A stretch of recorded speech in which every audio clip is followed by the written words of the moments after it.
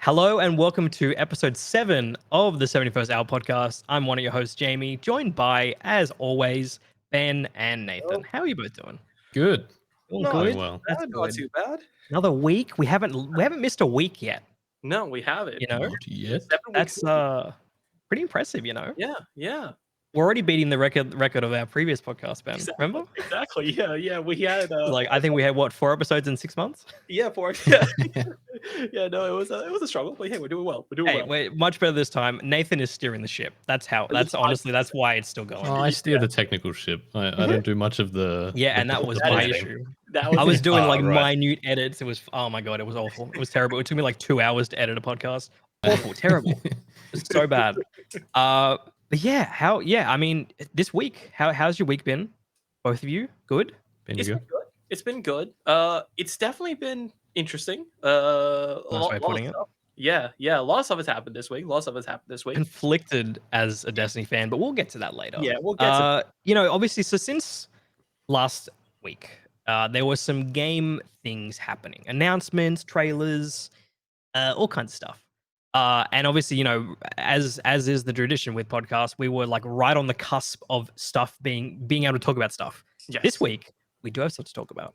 A little less than we thought we were going to talk about, particularly on the Pokemon side of things. But where do we want to start with what we're calling gaming news of the week? There you go. Gaming news of the week. Well, I have Forza ready to go, so I think we should talk about Let's start with Forza. Talk about Forza's always good. Forza. You guys say Forza, mate. Forza. Forza. No, it's Forza. It's Forza. Forza. I say Forza, but So I mean, out of all of us, I feel like Nathan is probably the biggest Forza fan. I'm a Forza man. I got many hours in Forza across the board. You're also a car person. I mean, Ben, you're also sort of a car person. yes. But when I think of car person in our group of friends, I think of Nathan.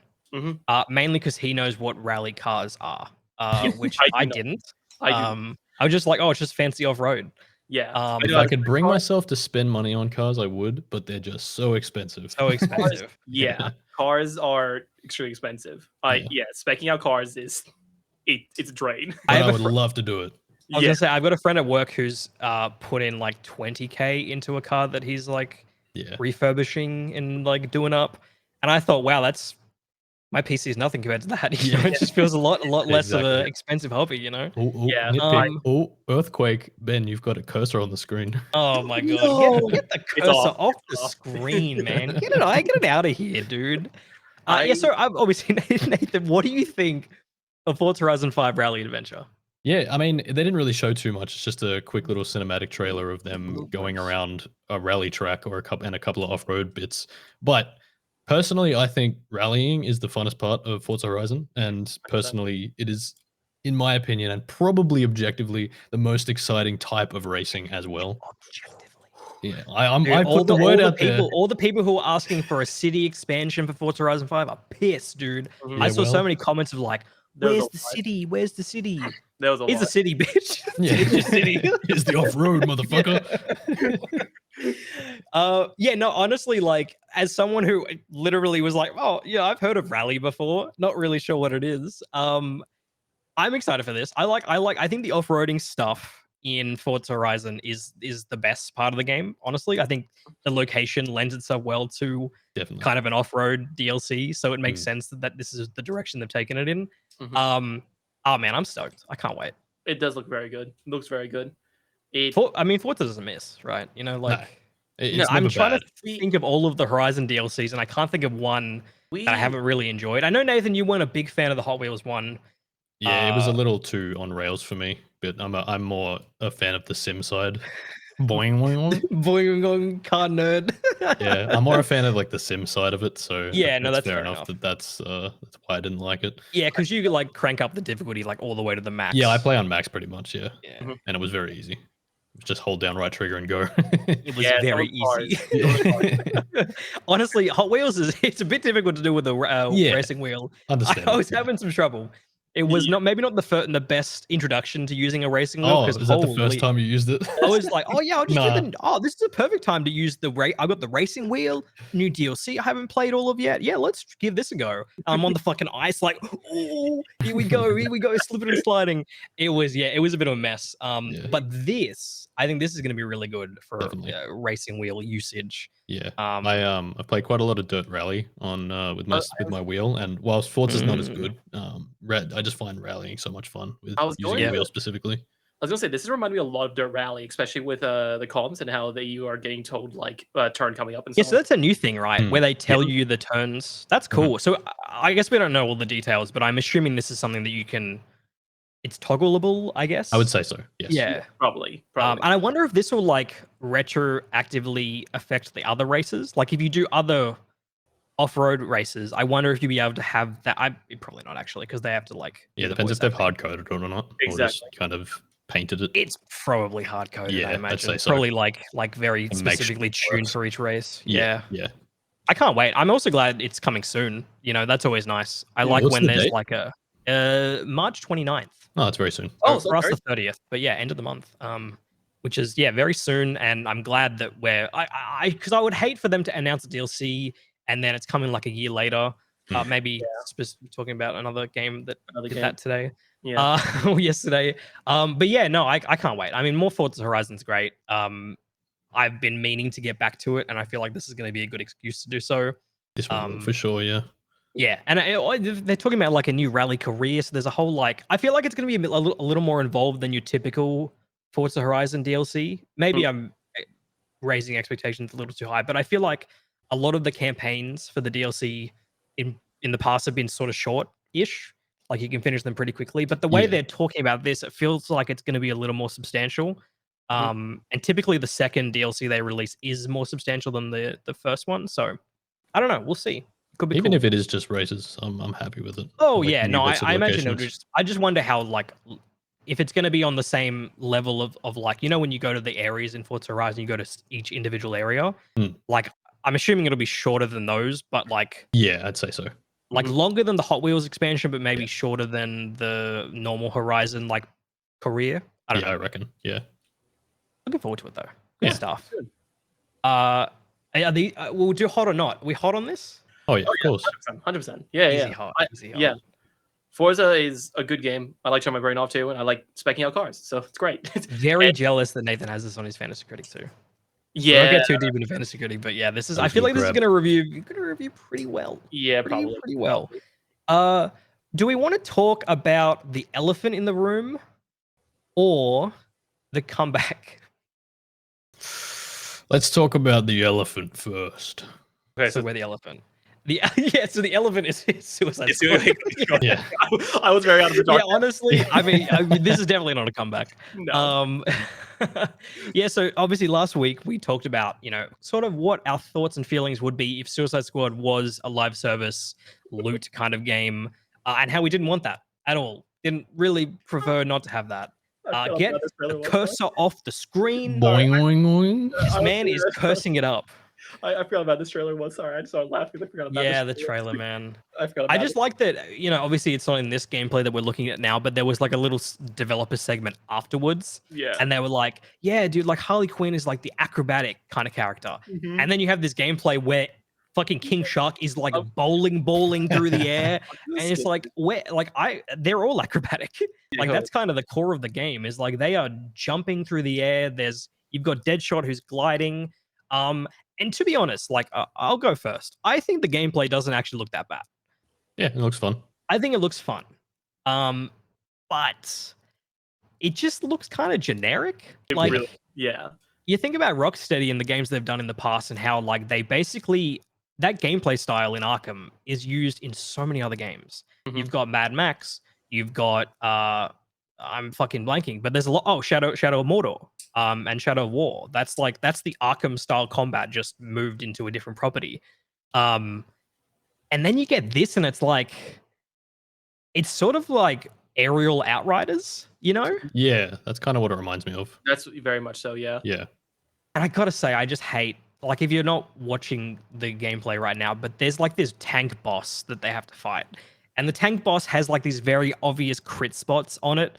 It's like Brainiac pus balls or whatever the fuck on everything. Like there's these purple balls that you shoot that obviously does extra damage or whatever. It just looks so like, I don't know, so gamey. Even the Like, it's just weird. helicopters It's a got video crit game, spots, but dude. yeah, it's like everything has a crit spot.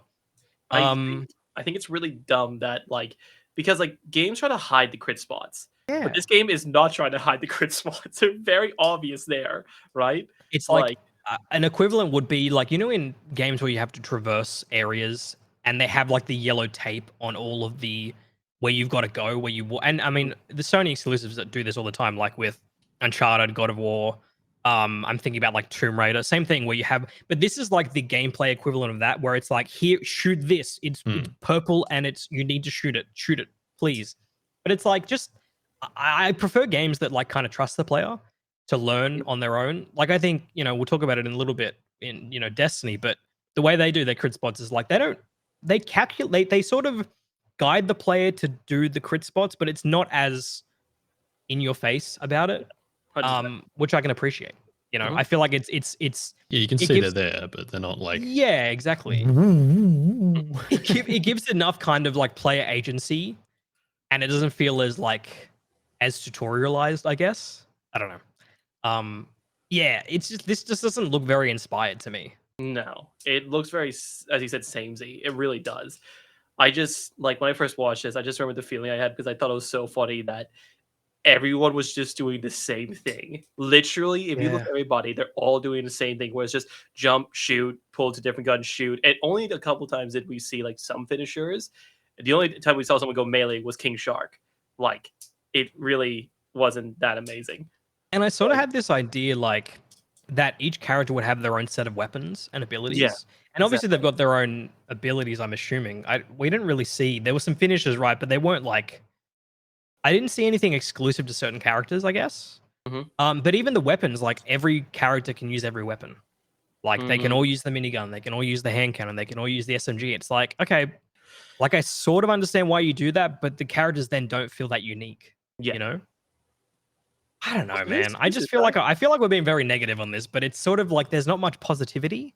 No. To me, like Nathan, what do you think? Because you're not really the live service person. Yeah, no, you've dabbled, but like does this interest you at all? No, not at all.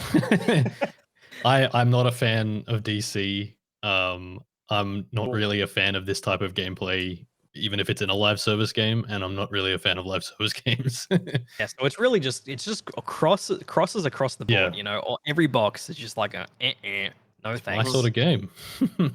Yeah, man. I wanted, you know, and maybe I think this game will review well. I don't think it's going to be a fucking disaster. It's not going to be scoring like, it's not going to be in like the 50s and 60s era. Well, 60s maybe, but it's not going to be like, it's not going to be a complete trash file. I don't think. No. And if the story is good enough, I could see myself picking this up at some point to play the story if the story's any good, but then do what I've done with like Outriders, where I'm like, I'm not grinding gear or anything like that. Like I'll just experience the core gameplay loop for the campaign and then ditch. Yeah, if the campaign's good, I'll pick it up to play with the boys when it's cheaper. Yeah, because this game, I think it's like $110 off the bat, and it's like, man, like those, like that's a lot to ask for a game like this, man. You know, like I don't know. It's hard to get excited for something that I feel like it's chasing a trend that kind of died off like 5 years ago. You know what I mean? Like it feels like we kind of went through this whole live service era, and a lot of developers learnt the hard way that you kind of, and publishers, you kind of can't just like shoehorn a developer into making a live service game and expecting it to be good, because there's so many examples, and we talked about this last week, of single player developers moving to a live service kind of game and it just not fitting. There's like, it's just, there's something that's like, there's a lot of friction in sort of the design principles of a single player game versus something that you need to grind over and over and over again. Because I think single player devs can make gameplay moments and experiences that are really great and awesome the first time, but you know what devs like Bungie do is they make that core loop so good and the combat encounter is so interesting that it is fine to grind over and over again because it still feels fun. I just don't think this looks like it can be that game, you know? No. Like this encounter, I can't see myself doing 50 times to unlock a piece of like an exotic gauntlet or whatever. No. You know, like I just don't see myself wanting to do that. Mm. In the same way that I could just play Destiny all day long. You know. Yeah. But yeah, I mean, any final thoughts on this one before we move on? Do you think? I have two things: a statement and a question. Do you think they actually? Question is, do you think they're actually going to kill the Justice League? Do you think? You think they are? You But think there's going to be probably. some gameplay reason why they keep coming back for like strikes and stuff.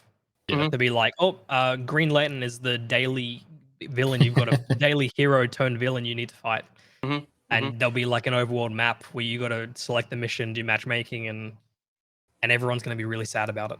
That sounds cringe. Watching that map of like, dude, the Superman dailies tomorrow, dude. I can get his the S cape or some shit. It's like, bro, honestly, that sounds fucking awful. And the more I talk about this, the more depressed I get about this video game and the state of I just want Rocksteady to make a Justice League game. Yeah. Make a Batman Arc. It's set in the Arkhamverse. Like I said, I sent that tweet that that Greg Miller tweeted, who's he's in the industry. He's been he's been a game journalist for years and years and years. Huge DC fan too. And he was like, this is like such a monkey's paw situation where it's like set in the Arkhamverse, made by Rocksteady, Justice League, Brainiac, Lex Luthor. You play as the Suicide Squad. Yeah. That is the gameplay. And it's like you have this awesome fucking story set up and you're playing as a bunch of shooters.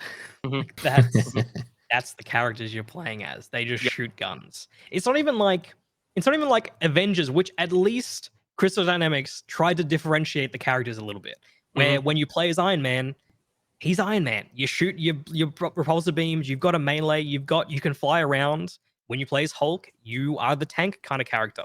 Like, it's crazy to think. Yeah, and the T-posing.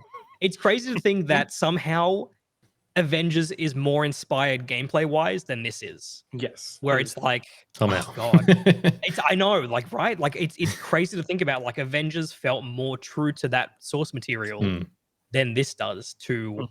Like King Shark shouldn't use a gun, right? No. He probably can, but why would he? He's got fucking giant fucking claws, man. Like he feels unnatural for him. Yeah, he can bite shit. Like imagine if he had a finisher where he bites a head off, dude. That'd be sick. That'd be cool. That'd be amazing. Like, all right, Ben. What do you want to say about the Flash? What do you? Last thing, armor clipping right there. It just annoyed me. I just saw it. Fine. I mean, that happens all the time. You know, it annoyed me. That's okay. It's annoying. Also weird. I understand he's under the control of Brainiac. But the eyes, I'm not a fan of the eyes and like they really had to make him look super evil. That was the other thing. That's the other reason is that His face looks a bit weird. I don't like that. Yeah, I didn't like it. Like I like the outfit actually. I do think it's a good Flash outfit. I don't like the face. I remember right. That kind of lines up with the source material of it. Yeah, no, I mean the suit actually looks pretty good. I don't mind how the suit looks, but I just don't like how they did with the eyes and like the veins and. It's weird that Brainiac when Brainiac takes control, they sort of become like zombified versions. Like it reminds me, the look reminds me of like the Marvel zombies a little bit, where they're like, I don't know. It's a design choice. I don't particularly like it or hate it. It's just like whatever. Yeah, that's it. It's just a whatever. I am curious how like the boss fights are going to work in this game, fighting the Justice League. I'm surprised they actually didn't show that. It's very weird that they haven't shown any of that side of it. It's sort of been like look at the veins there on the chin. Yeah, I don't know. I'm trying to. Anyway, I feel like I'm nitpicking. Overall, gameplay looks kind of bland. Yeah, 100%. It does look fun to an extent, but it doesn't look fun like as fun as I think a live service game should to get people into the core loop. But maybe this will surprise people, Maybe it'll be a surprising kind of time. Yeah. I don't have much hope though. I agree. You know what else I don't have hope for? No, the hope is back. The hope has returned. Copium. Halo Infinite Season 3. Now, to be fair, this is a good trailer. Separate from how Season 3 kind of ends up, how it's going to be, I think it's a good trailer. It got me slightly excited. Don't make me do it again. To revisit Halo Infinite. Well, I mean, what do you guys think? Because I mean, I've fucking talked at length about Halo Infinite. I don't want to let you guys talk. I think this should be what Season 1 and 2 like with the amount of content that has come out and what they're actually showing, this should have been exactly what everything up to this point should have been every season. Like, exactly. why That's have we what I was not had thinking as well. anything like this yet? It's insane. It's been so long since this game released. This is I the was first time thinking- we're actually getting content for it. This This- game I was- released in December 2021. Yeah. I was thinking exactly the same thing. I was like, this is not a season 3 thing. This should be something that we got in season 1. Yeah. You know what I mean? This should have Like, been season 1. Yeah, like I know there's I been just- bits and pieces here and there, but it's like so scattered that you can barely even think about it. Yeah, as, like for yeah. reference, there were 2 maps in season 2. One big team battle map and one Slayer map, or one arena map. Yeah, Yeah, and I think that's fine. So there's, I think there's 4 maps in this. Yeah, I think they only they've show added a 3. lot. They only show 3 in the trailer, but I think there is a 4th one that they've actually it's all There is. in Q8 and then you've got the community stuff here. So so you've got 3 arena maps, 1 big team battle map made by 343. Great, awesome. And then you've got the community stuff, a community playlist of community made maps, which will be infinite. Like, you know what I mean? Like, I don't know how. It's I guess curated, they'll isn't it? keep. It is curated. Yeah, Yeah. It's good stuff. curated by 343. So I'm not sure if they'll add like a weekly rotation of like 5 or 6 maps, or it'll be Probably. like over the whole season. But yeah, I'm excited for this. I've always said that Halo Infinite's gameplay is fucking elite. It's fantastic. Mhm. It probably is only seconded by Destiny to me. Like, I think it just feels so good to play. Like, we loved playing Halo Infinite. It was when very first fun. came That was a great game. It was a great time. Like, I feel like I played it for like 80 hours the first month it came out. Like, I was really, really digging it. It's just that there was no content. And it was nothing. it was dire. And it's crazy that we're still getting live service games that just don't have enough drip fed content afterwards. My question is the servers better? Are the servers better? Because that was the other issue that we had a lot. Well, that was a Servers. matchmaking problem. Yeah. And I think it was Yeah. honestly like the problem is that the skill-based matchmaking was so strong in Halo Infinite that's why we were getting the lobbies we were getting. We were getting the American servers because We're just too good. I guess we're just too good, you know? We're just way better than the Australian population. It and seems like an easy fix though. Like, no, It's not very much. easy, but you know, it's I've like, constantly yeah. seen them saying we are trying to fix this because it's specifically Australian servers. Oh, okay, interesting. Like Oceania is getting fucked over in a way Yeah. that Europe and the US are not. So it's good for us, you know, like we're the great. ones that are just getting screwed over out of Definitely. this game, because that was the main reason why even when we were getting the very low amount of content, I still would have dropped in weekly. It's just Oh yeah, It for was- sure. I just main don't want to reason drop why- in and play at 100 to 200 ping. It was And the main it reason I left. basically it's unplayable at that point. Like, it's just not fun to shoot someone in the head 3 times and then the server catches up, or you catch up to the server and you're dead. It's It like, doesn't handle hyping well either. Like, there's some games that handle it well. Halo Infinite doesn't. no, not It's at all. not And satisfying. yeah, Twitch shooters just don't in general. Like, Yeah. I don't think there's many, like even Call of Duty, if you're playing at high ping, doesn't feel good to Yeah, play. So yeah, I don't I know. am- I'm excited. It's kind of a hoping. bad time though for this. it is. It is very You know, much because so, I feel but like we've got Destiny. Maybe Nathan joins us for some Lightfall. when does this come out? March Was it already 7th. out? Yeah, no, that's bad time. Next That's really week. bad. We've got really Sons of the Forest too that we might get back to. Mhm. Yeah, I don't know. It's just kind of awful timing, to be honest. Mhm. But I am excited to eventually dive into this season and play it. You got finally a new weapon as well. Didn't mention that. Mhm. That's cool. I feel like maybe there should be more than one weapon. I don't know. It just feels kind of like we've added the DMR. There you Maybe go. There's one an update would have been good. up to yeah, now. like yeah. maybe a couple per season. Something that's I don't know. Also, bring back fucking pump shotgun.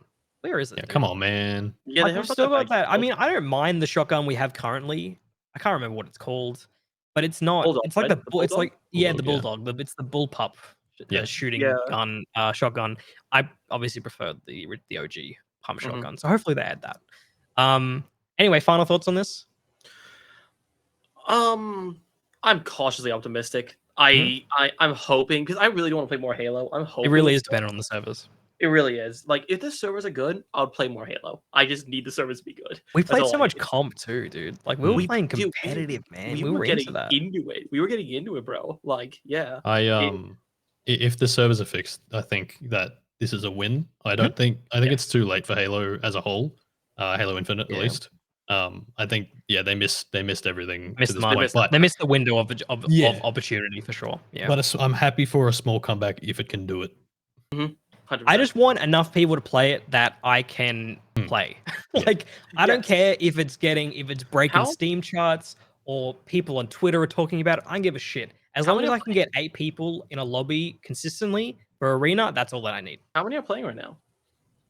Do we I don't know? know. It's dire though. I guarantee it's not very high. It's probably not that within like the low thousands. Because there's just, I mean, Okay. at the moment, until in 5 days' time, there's just nothing to do at the moment in the game. Unless you're doing co-op campaign, which we still need to do at some point, but I know it's difficult to organize. And there's always so much other stuff that we can play. But yeah, I'm excited. I'm excited for this.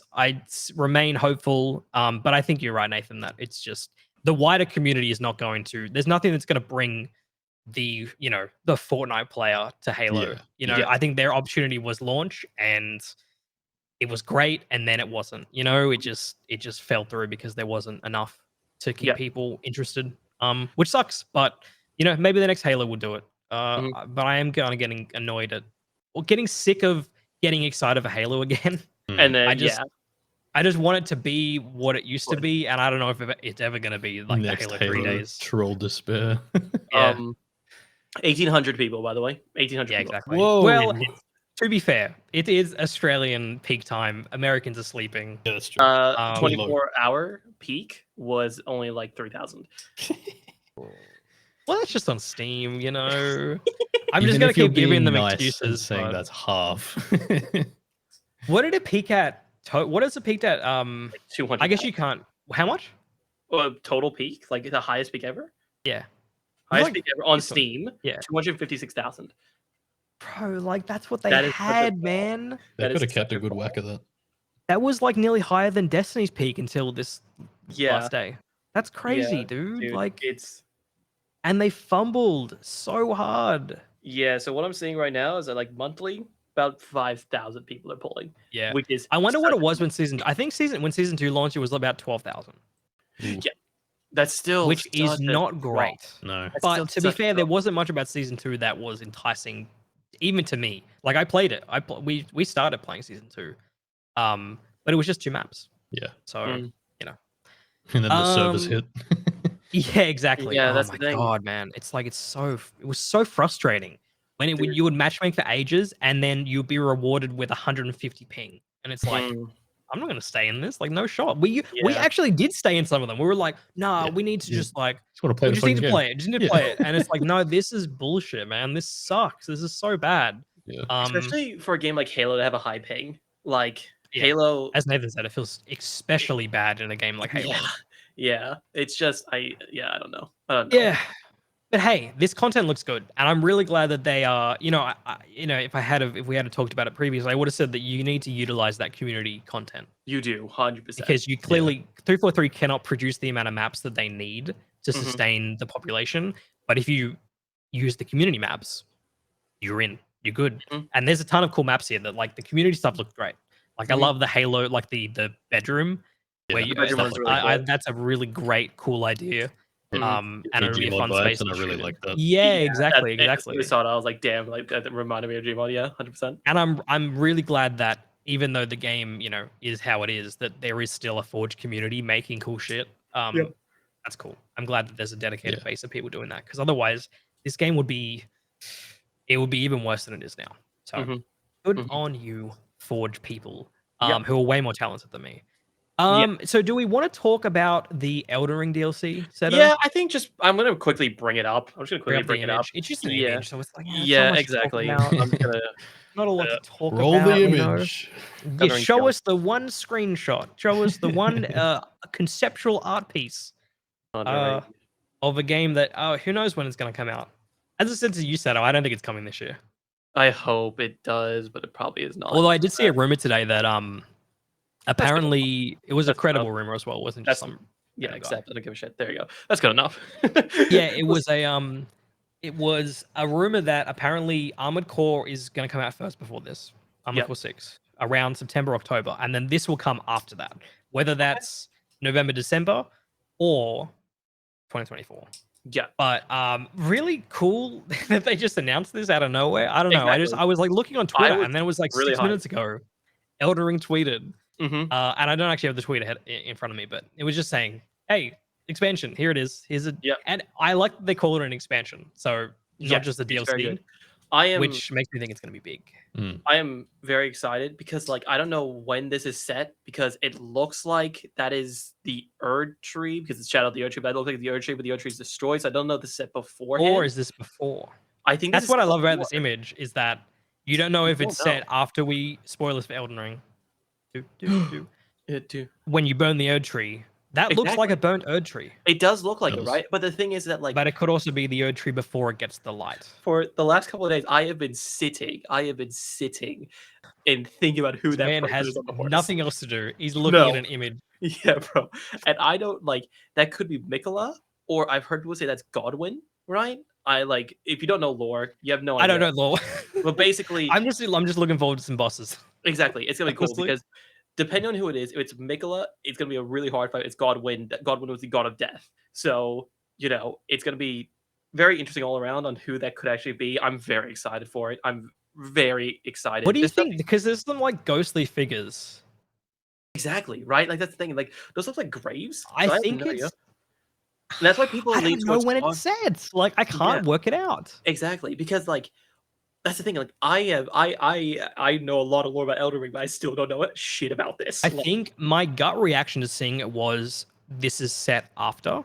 exactly, that's what I was thinking. But But like, now, then but then you see like that could be Mikola. It's like, well, yeah, that can be like that's probably Godwin. before. Yeah, but I don't know, man. I'm it's excited. really, I'm I hope really it's coming this year, but excited. I'm really excited for this. we'll see. Also, I don't think that's a new area. Like that is not an area that we know of. Like, Oh yeah, definitely. That's definitely new. yeah, I'm very excited. I'm very excited for this. I really don't know. I'm very keen. I wonder how far into like development they are for it. Because you have to imagine, like, even if Elden Ring didn't sell gargantuan numbers, like it sold, I think it sold now to like 20 million It's units, insane. It's which is insane. crazy in like a year.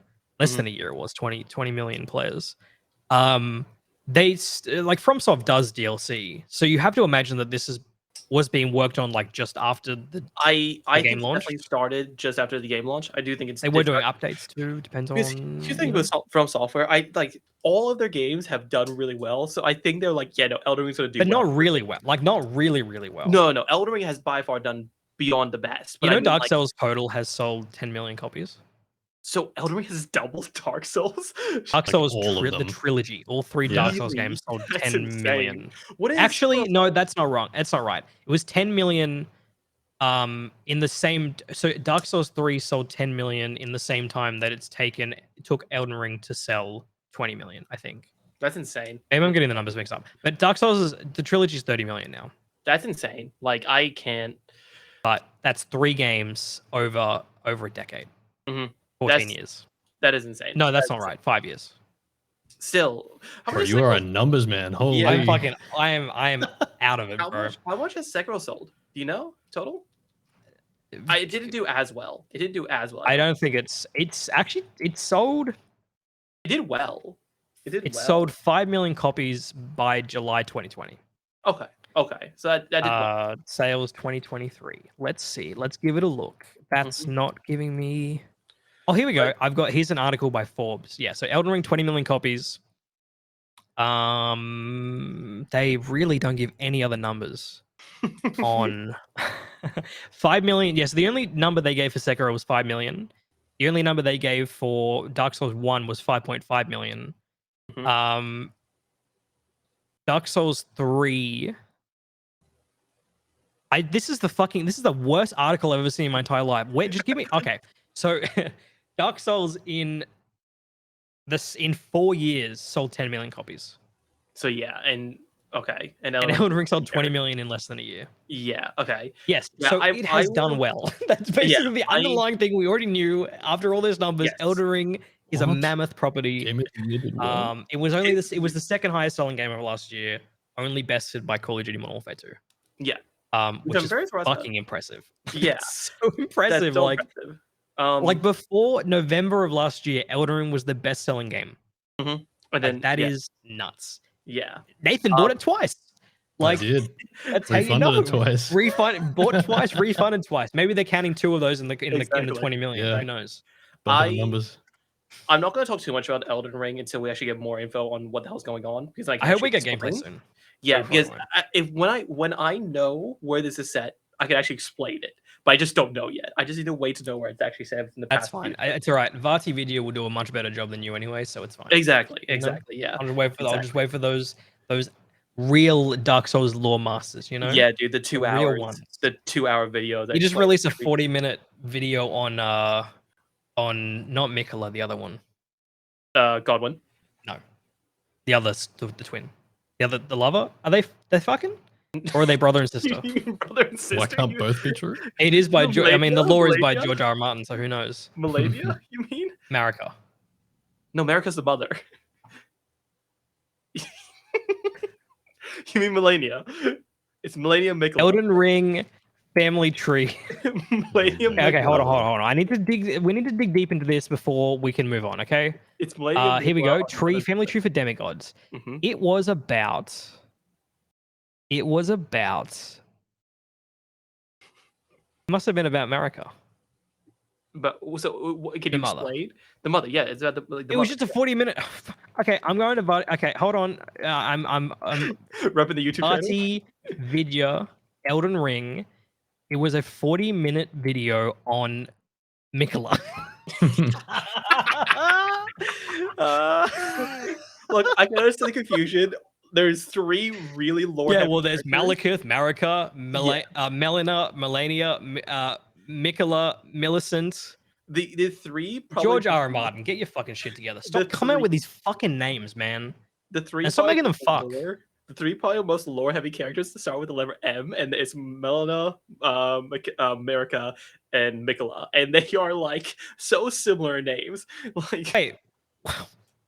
This family tree. So Marika and Radagon were married, but they're the same person. they're the same person. Mm. And they also somehow And gave birth to Radagon Bonnie. and Renala were married, but now they're divorced. Yes. And Marika and Godfrey were Godfrey married, were also got divorced. Yes, that is correct. Yeah, Godfrey left America. Yeah. Wait. Rani and Radan are brother and sister? Yeah, they're brother and sister. Yep. Morgoth. Okay, is you know what? the I'm son just of going to say Godfrey. it. Give Elden Ring an easy mode.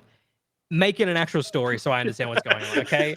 Fuck you, Souls fans. This is bullshit. Your game sucks. 20 million wasted sales. Nathan did the right thing.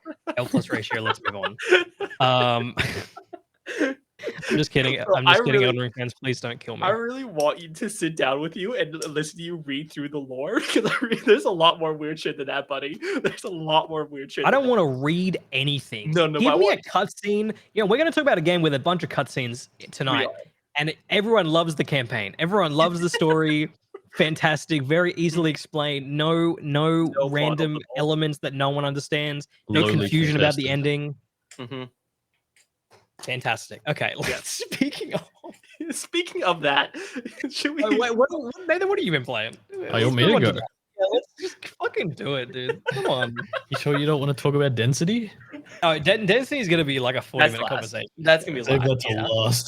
That's gonna be last. Yeah, so All if right. in case we're going over the time, we need to cut it short. You know what I mean? Yeah, Like we don't want that's to true. start it Yeah. because we want to get to your stuff, and then Yeah. Yeah. Well, as I said Yeah. last week, I've been playing Metro Prime 2 and I finished it. Here it is. Nice. It doesn't look Are you very nice. spoiling it again? Yeah. This is the Bro, end I of the know game. about Emperor Ing, bro. In What's a he very doing? predictable What's his games. job? Well, he's emperor. You know, Bro, he's the emperor. that's what he does.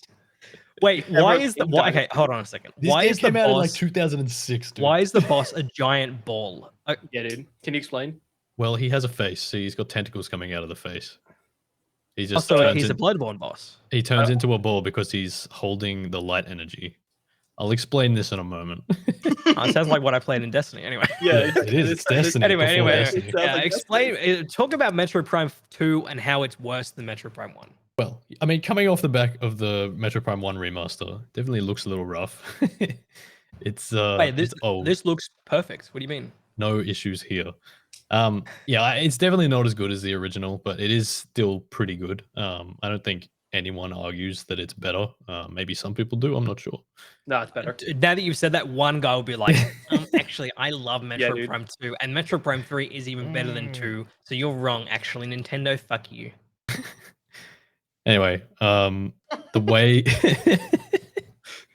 moving on. Just move on from all of that, you know? Just move on.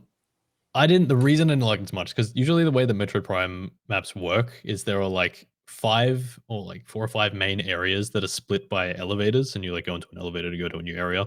And you have to backtrack through these areas once you have like a new unlock, and you need to go open new doors with your new unlock. Metro Prime 2 obviously has the same base concept, but each of the 5 main areas also has its own shadow realm, which can be accessed through like portals in each of the areas. So it just ends up being like basically 10 separate areas that you have to remember in your head when you're trying to remember where you have to go to backtrack. And I definitely like the concept of it, and I like the shadow realm being there. But it just gets very confusing.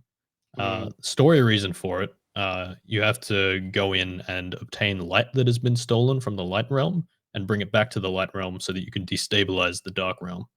So I really like that idea, and it kind of pushes the story along quite nicely. But in practice, I just didn't like it very much. Bad backtracking. Yeah, just too many extra rooms to remember, too many new places to go.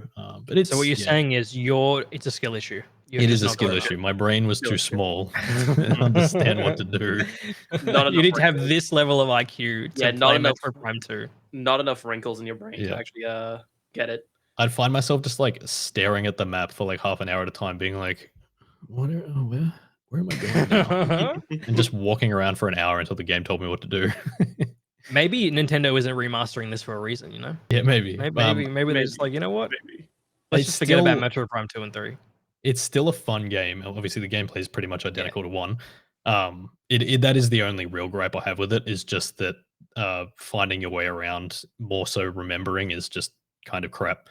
I've got a follow-up question. Why is Samus's gun, like, not right now, but before, it looked like a pack-a-punch weapon? It did. The dark beam? Yeah. Oh, it's dark beam. Okay. Yeah. So there's and this brings me on. I feel like the beam weapons aren't as exciting as Metro Prime 1. They're very kind of basic and boring. So yeah, there's the dark beam, and before was the light beam. That's crystal. And there's also the annihilator beam, which is just a joint of the two. And the beams also have ammunition, which I've never been a fan of in Metroid games. Kind of like are they in Metro Prime as well? No, not Prime 1. Right. Why did they do it in Prime 2?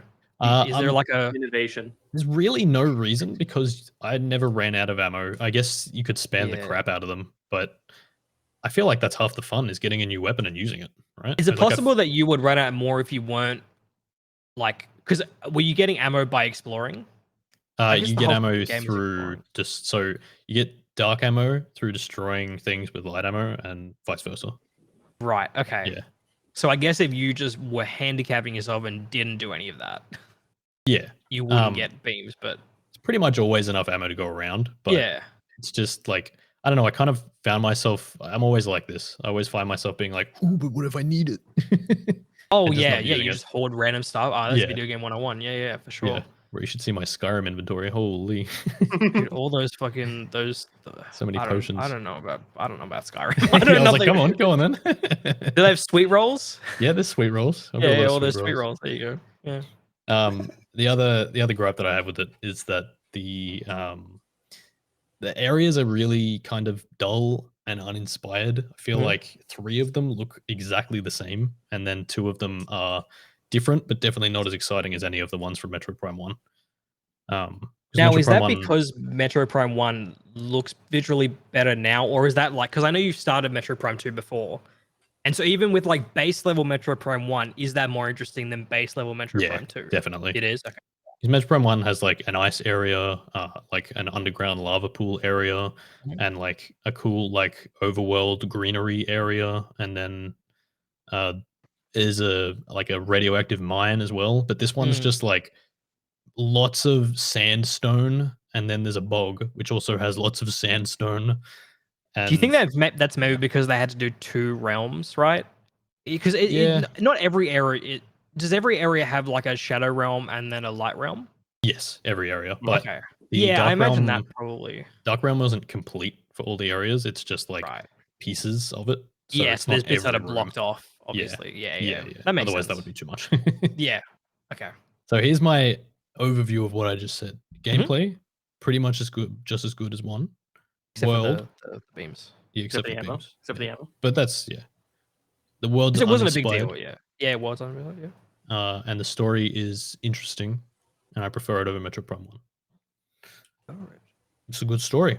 Controversial maybe. I don't know if that's Yeah, dude. controversial at all. I'm I- actually not sure what people's opinions are, so I'm just gonna assume that's that's the popular opinion, and Yeah, the everyone else is wrong. story in Prime One is mostly delivered through lore, but this one is Mm. delivered a lot more through boss fights, and That's good. kind of areas. Yeah, I personally think Emperor Ing is a better boss in its entirety. So Bro, he In was Metro a bitch. Prime. Honestly, I actually almost So failed. okay, so hold on. So Metro Prime 1 was called Metro Prime 1, and you fought Metro Prime. Yep. Why is this game not called Emperor Ing? Well, after this battle, you fight Dark Samus, who, as I explained before, is actually Metroid Prime. Oh, okay. I'll skip forward so you can see. There's Dark Samus. What goes around comes around, you know. so you do fight Dark Samus. So Okay. I'll Oh, wait. skeleton. Yeah, wait till you can see her. Skeletal mode. Anyway, Yo, her helmet goes see-through at the end of the game here, and you can actually see Metroid Prime inside of Dark Ah, it's Samus. like a little like a blink and you miss it kind of thing. Yeah, yeah. Or is it very obvious?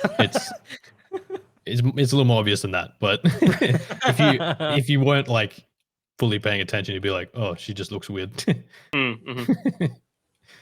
But yeah, that's Cool. Metroid Prime. good. I can't believe Marvel just ripped off Metro Prime 2. Yeah, and dude. every single villain in a Marvel movie in Phase 1, you know, just a carbon copy, just a reverse. Absolutely. Exactly. Metro Prime 2 was the blueprint. It Yeah. was specifically too. All right. Do you want to talk about your next game, Nathan? Or Yeah. do you want us to talk about Sons of the Forest? Now go Sons of the Forest, yeah. Okay. Hey, Jamie, You you can can go start. first. We've been Oh, playing okay. this. We've been playing this little co-op We- action. We were Playing doing Sons of the together. Forest. This look okay. Yeah. I think I should start off because I also actually I have this on my Fantasy Critic. When I put this on my Fantasy Critic, Mhm. I was sitting there and I was like, this is going to get me at least a point. I think this is going to be a good. I think this is going to get 70. A point. I think this is going to get 70. Hog Like, point. I think this is going to be like at least to a 75. So I think it will give me something, right? This is a lot better than I expected. This is actually really fun. So like Jamie, you played a little more than I did, but Yeah, I started a single player. yeah, you first, started like, single. So like I've got like an hour extra or whatever, but it was just the intro stuff anyway. Yeah. So basically, yeah, you start off on a helicopter. You're flying in because you want to rescue some like a rich people. You're basically like hired mercenaries, I guess. You have to save a rich people. Yeah, you just like a rich people. You're saving a rich family. You like It's hire, it's a mother, father, and a kid. yeah, and your helicopter gets shot, I think, or something like that, and you crash. It does Basically, get. I'm not sure who Uh, shoots it. yeah. I guess we'll work out. Oh, the you get story. knocked out by a dude as well. Oh yeah, you do. Remember, That's yeah, right. when you crash, you like get out of the helicopter, and there's a dude standing over you, and then Yeah. he just like aims his gun at you, and then he's like, you know what? No, plot armor. Shit. I'll Yeah. hit you across the head with my gun. And you wake up disoriented. Yeah. So you wake up. We learned that there's multiple places you can actually wake up. So Jamie, in your single player world, you woke up in. Yeah, when I first started my single player before I knew anyone was going to buy this game, I was just like, also not sure why I bought it. I just thought, saw a bunch of people on Twitter talking about it, saw someone hacking down a tree and said, oh wow, that looks kind of good, like the animation on the tree hacking. Mhm. So I started a single player game, and the helicopter crashes just like it does in co-op, and I started in the snow on a mountaintop, and I was like, well, this is a shit location. This is awful. I would hate to start here. I guess everyone starts here though, and then we And co-op. then in co-op, we actually realized that there's different because we started on a beach instead, which I think Much that's better. cool. I think that's cool. Yeah, starting on the beach is nice. So you And I have gotta- seen people start in the forest too. Okay, so yeah, there's different starting locations.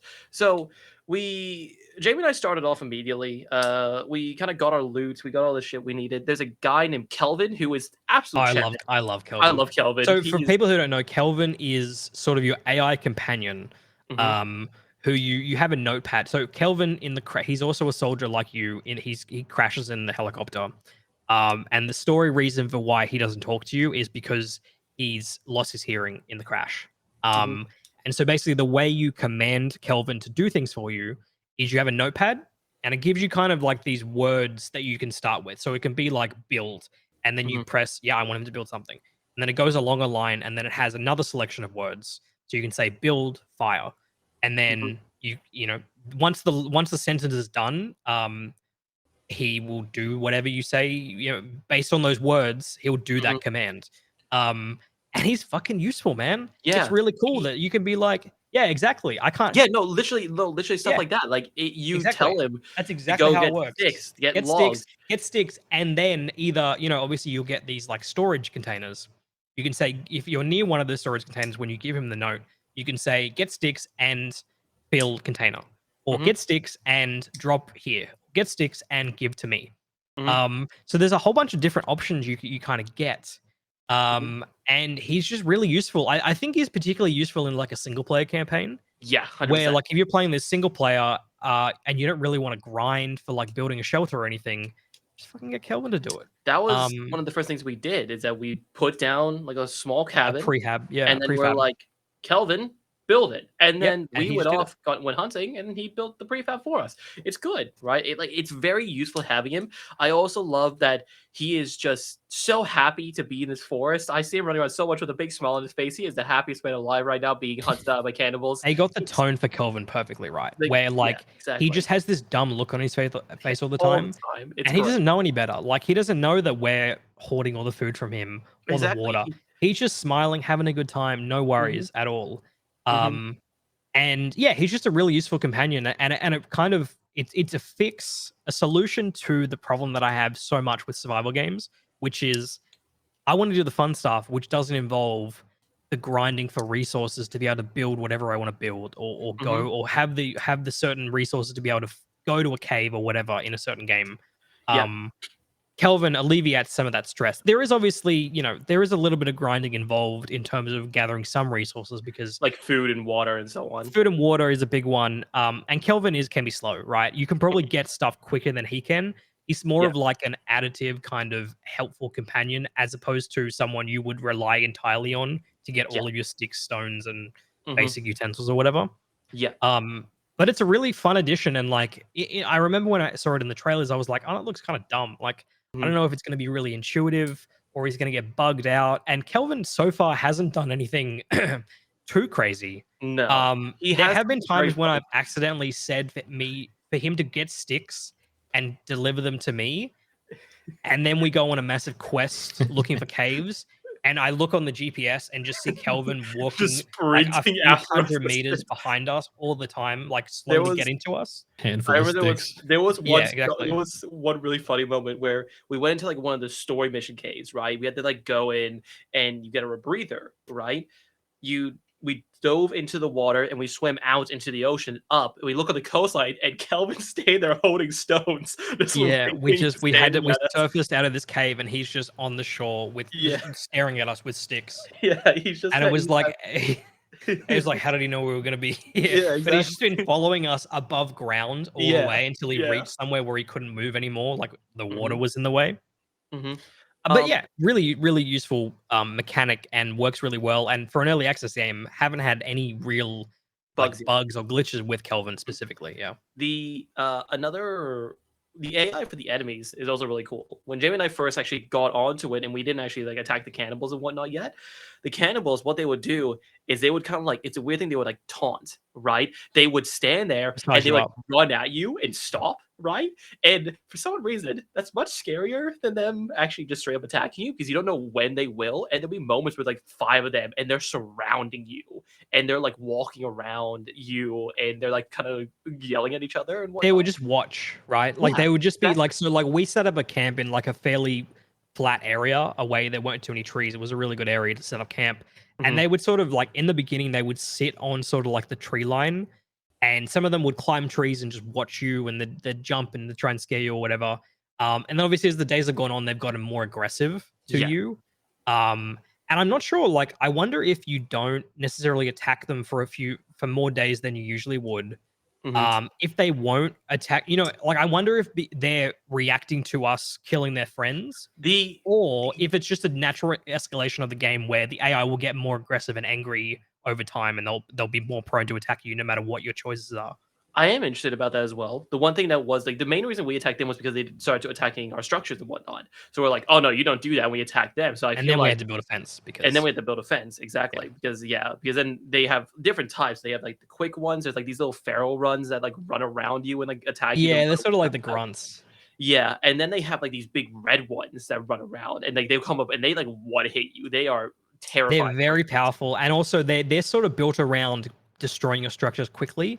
So you have Yes, to get rid of them pretty Mhm. fast. I like the enemy variety actually. It is Like because I there's feel like I'm babies. constantly being surprised by what is kind of approaching our camp. There's Yeah. been a few occasions where it's like you kind of get used to, oh, this guy's got bone armor, so he takes a few more hits. You can't Mhm. it's stagnant a little bit, and then you'll have this like basically army Of approach yeah. your structure, and then like when the red guys first showed up, like the brutes, like we were not prepared for that at all, Mhm. like Mhm. totally Then unprepared. then they And started it was a springing very it traps. was a very tense encounter, and yeah, Then they started springing traps as well in the forest. So Jamie ran out to the forest, ran into like a livery yeah. pile, and then a bunch of them Oh, jumped him. Yeah, it sketchy. was yeah, stuff like Yeah, that. there's been a lot of really weird, like I wonder how many kind of dynamic events can kind of happen with when it comes to the cannibals. Mhm, Um because it's kept us on our toes constantly no matter where we're, even if we're in a cave versus on, above ground. mhm. They're sort of always, you sort of feel like you're always being watched even if Yes, you aren't necessarily because being you'll hear watched. like screaming as well, like off in the Lots of distance random and whatnot. sounds. Yeah. Um The ambience in this game overall is really, really good. There was one really cool moment I did want to bring up, which so like I was Jamie, you would remember this. That like every once in a while, I'll be like, "Did you hear that moaning?" like or hear that groaning, and it sounded like something big was nearby. You know what I mean? Like you know how when you're in like for example, Sea of Thieves, and you hear like the kraken, you hear like a moaning that kind of goes in the water, and it sounds like a really big creature Moaning nearby. Kraken, yes. Yeah. The The moaning moaning kraken, Kraken. yes. The I would horny Kraken. hear the horny kraken, yes. I would hear that, but Jamie, you never heard it, and then I didn't hear it. eventually I wonder if there's selective sounds that only play for certain people. that's the thing, and then we got into a cave, right? We got into a cave, and then we fought this, like, weird creature that had, like, its chest open and would try to, like it spit shit at you, and then Looked we like fought the the baby. gaping dragon from Dark Souls, Yep, where yep, it's and like then it's just all open and it's just fingers. Like mhm, it's there's some fucking weird looking things in yeah, this game, dude. and Like then it's you yeah, fought it's some crazy. babies. You fought some babies, which, again, very There were weird. some little babies, You yeah. fought some little Gave me babies. like Dead Space 2 vibes with the Yeah, babies with in that the game. Yeah. babies, Anyway. and then we got a little bit deeper, and then I heard it again, and this one was really loud. And then we walk a bit forward, we turn a corner, and then you see like into like this facility, and Something. you just saw this giant like slug monster, like big slug monster, just go across the screen. It sort of And looked like the thing from Darktide. You know the big yeah, slug monster you fight in Darktide? mhm, But just like an amalgamation of people just all yeah, strung together, like and just you went past the heard cave. Yeah, it was. yeah, and I I'm very heard curious. this I don't think we'll go too much further into the story before we play with Shadow and yes, Nathan. mhm, But I'm really curious to see where it goes because exactly. there's some weird shit happening in this game. Yeah, Some there's weird some weird stuff, shit. like little hints of things that aren't really fully explained Mhm. yet, and I'm excited to see where it goes. And yeah, and when we saw that, I know you saw it as well, Jamie, but like one thing I loved was that the entire time I was sitting there and I was like, I was hearing these noises over and over and over again. And then it finally paid off right there. Where it's like, 'cause I thought I was going crazy. I was like, am I just hearing shit? But no, it actually like shows up right there, and it's a really cool moment. The last thing that I think we should bring up is the female friendly chick that walks around. Yeah, she's fucking That's weird. yeah, there's one that it was really funny when Jamie and I first saw because Jamie was like, "Wait, what is that?" Because it's basically this chick, blonde chick in a swimsuit, and she has 3 arms and 3 legs. Basically, that's it, right? And at first, That's it. she Nothing crazy about that. yeah, and then at first, she, like, walks up to you, and then she gets scared and runs away, right? And then I that thought she was keeps hostile. I was gonna kill her, but yeah, you were I gonna kill didn't. her, right? I And then didn't though. she keeps doing that, right? And then eventually, right, she'll like walk up to you and then she'll like kind of stand there for a second, but then again run away. She When gets we more start comfortable with you. Yeah, and then eventually she gets more comfortable. Like we built a shelter, and she sat near the shelter, near the fire, and stuff like that. And now what she's doing is she's bringing us stuff. So she brought us like aloe vera. She brought us like a Yeah, dead supplies. squirrel. Like Yeah, she she's bought you a dead squirrel, so I'm not sure how that she feels about you personally, yeah, but she's only exactly. ever given me aloe vera and Yeah, health items, so exactly. I don't know, like I think she likes me better. Yeah. Um, But but it's yeah, it's really really I was gonna say it's really cool that sort of the AI has these kind of dynamic, reactive kind of actions that they'll do Mhm, based on where you are, I guess, in terms of the survival, how many days you've been exactly. surviving. Mhm, Um, yeah, I think that's just a really cool kind of idea, and it makes it mhm. feel like the world feels a little more alive, and the people that are Yeah. kind of inhabiting the forest feel more alive for it. Mhm. It's just really impressive stuff that I don't see too often in survival games, where it's sort of you sort of get into a rhythm with survival Yeah. games, and it doesn't, like I mean, here's an example, like in the raft, right? The shark isn't going to do anything that you haven't kind of seen before within the first 30 minutes. Yeah, It's exactly. always going to do the same attack on you. It's always going to strike the boat in the same kind of way. There's nothing dynamic about what the shark is doing Mhm. from an AI standpoint. But the enemies in this game feel more alive in a way Very that much so. other sort of survival game enemies don't. Mhm. Um, Mhm. and I just think I think they just poured all the money they got from the first forest, and they were just like, let's fucking do some cool shit that they haven't personally seen in a survival game, and I Yep. think it's paying off really well. 100%. Yeah, no, like a lot of the gameplay is basically the same as the Forest, apart from like a few quality of life changes.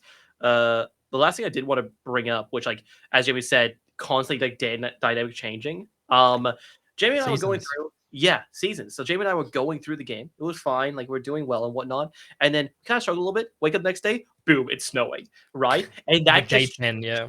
that changed everything. Then we had to worry about like our heat meter and stuff like that. We had to worry about getting food because like animals are a little bit scarcer now, and like you had to like worry about these new things that just added more elements on top of the stuff you already used to. And as Jamie said, like it's dynamic, it's changing, which is just it's really cool. It's fun. It's just overall, it's very cool. It's constantly keeping you engaged. It's very good. I'm not getting bored of it. You know what I mean? Exactly. Like I'm not finding that I'm not getting into sort of the same kind of rhythm with the game. I feel like I'm constantly being surprised by certain things, Yeah. and I'm just excited to, when we get into a group of four, just like start exploring more of the caves and seeing more of the story Exactly. stuff. Hmm. Um, and then just generally, like, I think it's not even just from a story standpoint. Like, I think in the raft for us, I've sort of gotten to the point in the raft where I'm just like, okay, let's just do the story and kind of get this over and done with. Exactly. Yeah. But in Sons of the Forest, I'm like, like I don't really want to rush the No. survival Yeah. I'm aspect of enjoying it. it. Yeah. I'm enjoying just like living in the forest, and kind of the constant sense of danger is really really good, and I think Hmm. that's obviously that's something that's carried over from the original forest, which I didn't play much of. Hmm. But it's really grabbed me immediately, like in an interesting way, that for survival games, like I'm not the survival game kind of person. Yeah. um and Sons of the Forest has definitely been kind of the outlier there, and I'm Hmm. really impressed with it, and I think it's worth investigating if you're not necessarily a survival game person, because Hmm. I think it's doing some things that alleviate some of the issues that survival game dislikers have. Hmm. So I yeah, also think like this is a great survival game to first get into. You have the helper, right? totally. It's very easy to kind of learn what to do. The environment you're used to, you're surviving in a forest, right? Like it's a very simple thing. It's not like anything else. You're not building these huge complex structures. Like how in You Raft can. I think you it's can. it's it's one of those like easy to learn, hard to master kind of games where you can Well, go really deep into it. You can make these incredibly dense, crazy structures, or you can just use a prefab and make a mm, quick wall, and well, you're kind of good to go. the thing is, in this, it makes more sense than inside, like I said, the Raft. In the Raft, in the first 20 minutes, we were being like, oh, we can start building circuit boards, right? And just like out of like the stuff that we have. But Yeah. here, like all the stuff you're getting, it does make sense on how you make stuff. Like you can make a bomb, like a very crude bomb. And how you make it is you use like C4 watches, you get like some sulfur It's and a good stuff like thing that that. there's C4 like everywhere all over the island. Exactly. Otherwise, I was like, kind of fucked. make crude bomb. Start with C4 plastic Yeah. You're gonna explosive. need to start with Yeah. a C4. If you don't have the Yeah. C4, you can't make the crude bomb. Yeah, but that's Um, that's what I mean. Like it already makes sense why you kind of you can see it right there. It makes sense. Like it's not like you're making it all from scratch. You have C4. yeah, You well, know what the I mean? raft was a little bit weird, where it was like we sort of made circuit boards out of fucking Circuit boards out nothing. of plants and shells, Yeah. Yeah, bro. exactly. Exactly. It's a little more like realistic in the way that you need to find this kind of advanced material to be able to make the thing. It's a little bit convenient that the advanced material is around, it's just in like, but you are, Yeah. you're a military It's a company, military installment. so it and does Yeah. make sense from that Why it's kind all of sitting around. standpoint. Yeah. Exactly. Anyway, final thoughts, Seto. Final Well, thoughts. overall, really good. I really enjoy it. I played a lot of the Forest. This is just a better Forest. It is just a lot better. It's fun. I really enjoy it, and yeah, I'm very excited. I'm actually excited to see where it goes with the story because like some of the monsters and whatnot and everything around, like very mysterious. I'm very excited. It's very cool. My final thought is I hope they bring out a VR mod. Bring True. out a VR That's a mod. good That'd point. be really fun. That'd be really cool. They probably will. And this is well, exactly, because the first one had a VR mod as well. This is the first survival game that I feel like I'm actually like really, really, really enjoying. So Yep. that's pretty high praise because I played a lot of early access survival games, and they all kind of disappoint in some way, shape, or form. Nathan, how about you tell me about Kerbal Space Program 2? The early access game that came out on the same day as the Forest. Oh, that's the Sons of wrong the one. Forest. That one. Yeah, how are you enjoying Kerbal Space Program 2? Because I'm enjoying it. You're but- enjoying it. That's all that matters. Yeah. I knew what it was going to be, but maybe it's a little bit buggier than I expected. Overall, it's not a good launch. I'm not going to sugarcoat it. They didn't do it. I think they rushed it a bit too much. This is like the first build of the early access. There's just so many bugs that are like mission ending. Like your ship just explodes for no reason, or Oh, really? wings detach from the craft and they cause the camera to like slowly float away, and then but like the wing is still physics attached to the craft, so you start getting this like vibration. Oh, that sucks. Yeah, and I didn't know it was like that buggy. I thought it was just like people were complaining about the it's pretty content, the buggy. lack of content. Yeah. But It's the two major things that people are complaining about are the bugs and the performance and the price because of those two things. And maybe the price because of the content, but it'll be a full game eventually. which is then going to go up in price as well. Yeah. Something to make note of as well. Yeah. Yeah. So at the moment, break down what is new about the game right now compared to KSP 1. It's really difficult for me to kind of tell because I haven't played the last two Kerbal updates, and Right. there are a lot of Kerbal updates that Kerbal Space Program 1 updates that I missed. But overall, the graphics being the major one immediately, they made changes to the physics, aerodynamics, stuff like that. It's pretty much from the ground up. They obviously copied a few things with the physics models, but a lot of it is very fresh. I'll just swap the video here because it's at the end of the trailer. So what so in terms of like maybe some of the UI, like I feel like a lot of this has been an iterative expansion of or iterative upgrade from the first Kerbal Space Program game. Yeah. So like in terms of say me as a newcomer, right? Never played a Kerbal Space Program game. Is this a good jumping off point? Oh yeah, for sure. I think that was what one of their major focus points was for KSP2 was to make sure that new players could go in and actually learn how to play the game for the first time, rather than I don't know, watching some YouTuber for 20 minutes to 5 hours play the game and figure out how to build a rocket. There's a good list of tutorials. There were like quote unquote tutorials in the first game, but you kind of needed to know how to play already to do them. Right. Okay. But this one, they're like proper tutorials. They'll like walk you through it. They'll tell you exactly what to do with like voices. They're not just videos, right? They're also like actual gameplay tutorials where they go step by step. Videos. Yeah, that's cool. Yeah.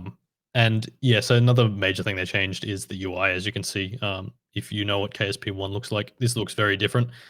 Displays the same stuff. I just personally think it displays it better. I think it's just easy to look at. Another major thing which really excited me was the way you can design wings. In KSP1, you had like a bunch of wings that were just like ready to go. You slap them on, and once you slap them on, you can't do anything with them. But the way wings work now is there's like 3 wings, 3 control surfaces, and 4 like stabilizers. And they're basically just like small, medium, large. You slap them on, and then you have like you can completely customize the wing. So like the span, how big the control surface is, like how big the actual like lip is into the wing. Oh, Pretty nice. much So it's like it's much everything. more like intricate, I guess. Yeah, in yeah. terms of So what you you can can design. properly make your aerodynamics work for the craft you have, rather than just like slapping something on and going, it's good enough, I guess. Um, there are a couple of other small things here and there. There's probably some big things that I'm definitely missing. I know that there were a lot of big things that I was excited about that I just kind of forgot about. But Do you think a lot of the big things are stuff that will come down the road? Like it's sort of like right now, this is KSP 1 with a little bit missing, maybe, and then yeah, sort of the well, big changes for KSP 2 are coming later on. Like yeah, stuff big like multiplayer, changes. for instance. Yeah, big changes being multiplayer, interstellar, and colonies. Those are the 3 things that people always talk about. Yep. And And they're none of those are in obviously the game at the moment. no, yeah. And at the moment, even there's no science mode in the game. That being like you bring experiments to places and you get science, and then you use that science to unlock new technology. So it's Yep. like a kind of a career. It's a kind of career mode, but not really. That's not in the game yet. That'll be their first update, first content update. But I kind of wish that the game launched with that. I think that people just jumping into KSP for the first time will kind of need that to guide them into what to do, rather than just having this infinite rocket sandbox and saying go for it. I think it's a That's the bit thing too for daunting. me. Yeah, that's I was gonna say. For me, like I think I need more guidance other than just like because I know the tutorials. Like I saw you play it a little bit, and it was like the tutorials. You know, you could go through them one by one, but I feel like you need to be knowing what you're looking for when it comes to like going to a tutorial. You know what I Yeah, mean? Like it's sort of like I'm for the example I had was when you were looking for if you could make or set different types of orbits, right, with your ship. You were trying to look for how to do that, and so you were specifically going to the tutorials for that. yeah. Whereas like a new player, If you're a new player, you should watch them all. you just go one by through one, all of yeah. them. Yeah, Yeah, right. yeah, Okay. because you need to learn how physics done. Seto, are you interested in KSP 2? I'm gonna be honest, no. It's not my type of game. It's not my type of game. I'm not really into these type of games. I can see the appeal. My brother loves these types of games. Mhm. Me personally, I'm not. It's just not something that grabs me. You know what I mean? I'm not really a person that likes the Not a type space of. guy. No, I do like I loved Outer Wilds. I loved No Man's Sky. You know what I mean? I like the more unrealistic versions of Not the it. simulation version. Not the simulation version. Exactly it. Yeah. Exactly it. But I can definitely see why people do like it. Like my brother has thousands of hours into the first Kerbal Space Program, so I see why people like it. But That makes for sense. me, Like, not yeah, really. because Kerbal Space Program is definitely for a high IQ kind of player. So, I mean, Oh, 100%. Yeah, no, I'm not smart enough for it. Not smart enough. I was just thinking of Rick and Morty, like Yeah. that whole Oh, copy 200 pasta, but IQ. replace it with a Kerbal Space Program. Yeah, Hey, the it looks good. Like, performance. look how this looks. Yeah, Oh, it looks really good, but the performance isn't very good. Mm, I think that's something they'll fix, not fix, or maybe just alleviate a bit. optimize. Yeah. But as it stands right now, it's really not very accessible. I was talking about Mm, this before. I think only 3% of people in the Steam hardware review meet the minimum specs. damn, that's not a lot. It's really not a lot. Yeah. And that's a 2060. So I think it's like a 2.5 grand PC to meet a minimum spec. There's obviously people playing below Yeah. that, fine. The developers themselves say that they are being, I don't know what the word would be there, but they're Conservative. saying, yeah, conservative. That's the word. Yeah. Yeah, they're being a bit conservative because With this. obviously depends how you build rockets, how many parts your rockets have, etc. But there's people that are managing to play it with less. So, and also you don't need a great frame rate to play KSP really well. Just as long No, as it's not it's a ridiculously low. slowish game, right? So it's like it's not something that you need to like. You don't Most of need it's the just Twitch watching it shooter. happen. Yeah, exactly. So it's almost like you're just watching a cutscene. Like, Yeah, so pretty it could be much. 30. You could be fine with at just 30 FPS or lower. Like, it's not too bad. I'm usually fine with 30. Yeah, Yeah, 20 minimum, I think. But 30 is good. for that cinematic PS4 experience. Yeah. But yeah, with all that being said, I'm a big fan of the game. As you know, I've put like a couple of thousand hours into KSP1. Yeah. I think the changes that they've made are good. And it's made me excited for what the game will actually be one day. And once the first bug fix happens, I'm Do assuming they'll you fix most of the game breaking ones, it'll be good. do you think you could recommend this to some like in the state it is in at the moment? Do you think you could recommend it? Oh, right now? No, definitely not. There's too many Oh, game breaking bugs and it doesn't really run very well. okay. But I think once the science update hits, which Mhm. is their first one, their first content update, I think it'll probably be. I think I could probably recommend it to someone who would enjoy this sort of game. Mhm. and maybe less so to people who don't enjoy this game, like sort of game, as much a bit later down the line when there's more exciting stuff to do. Right. Yeah. It definitely seems like a game that at the moment KSP1 fans would enjoy, unless you're nitpicking, I guess, for some KSP1 fans out there who are nitpicking a lot. But no, not even nitpicking. That's not fair, because it is $77.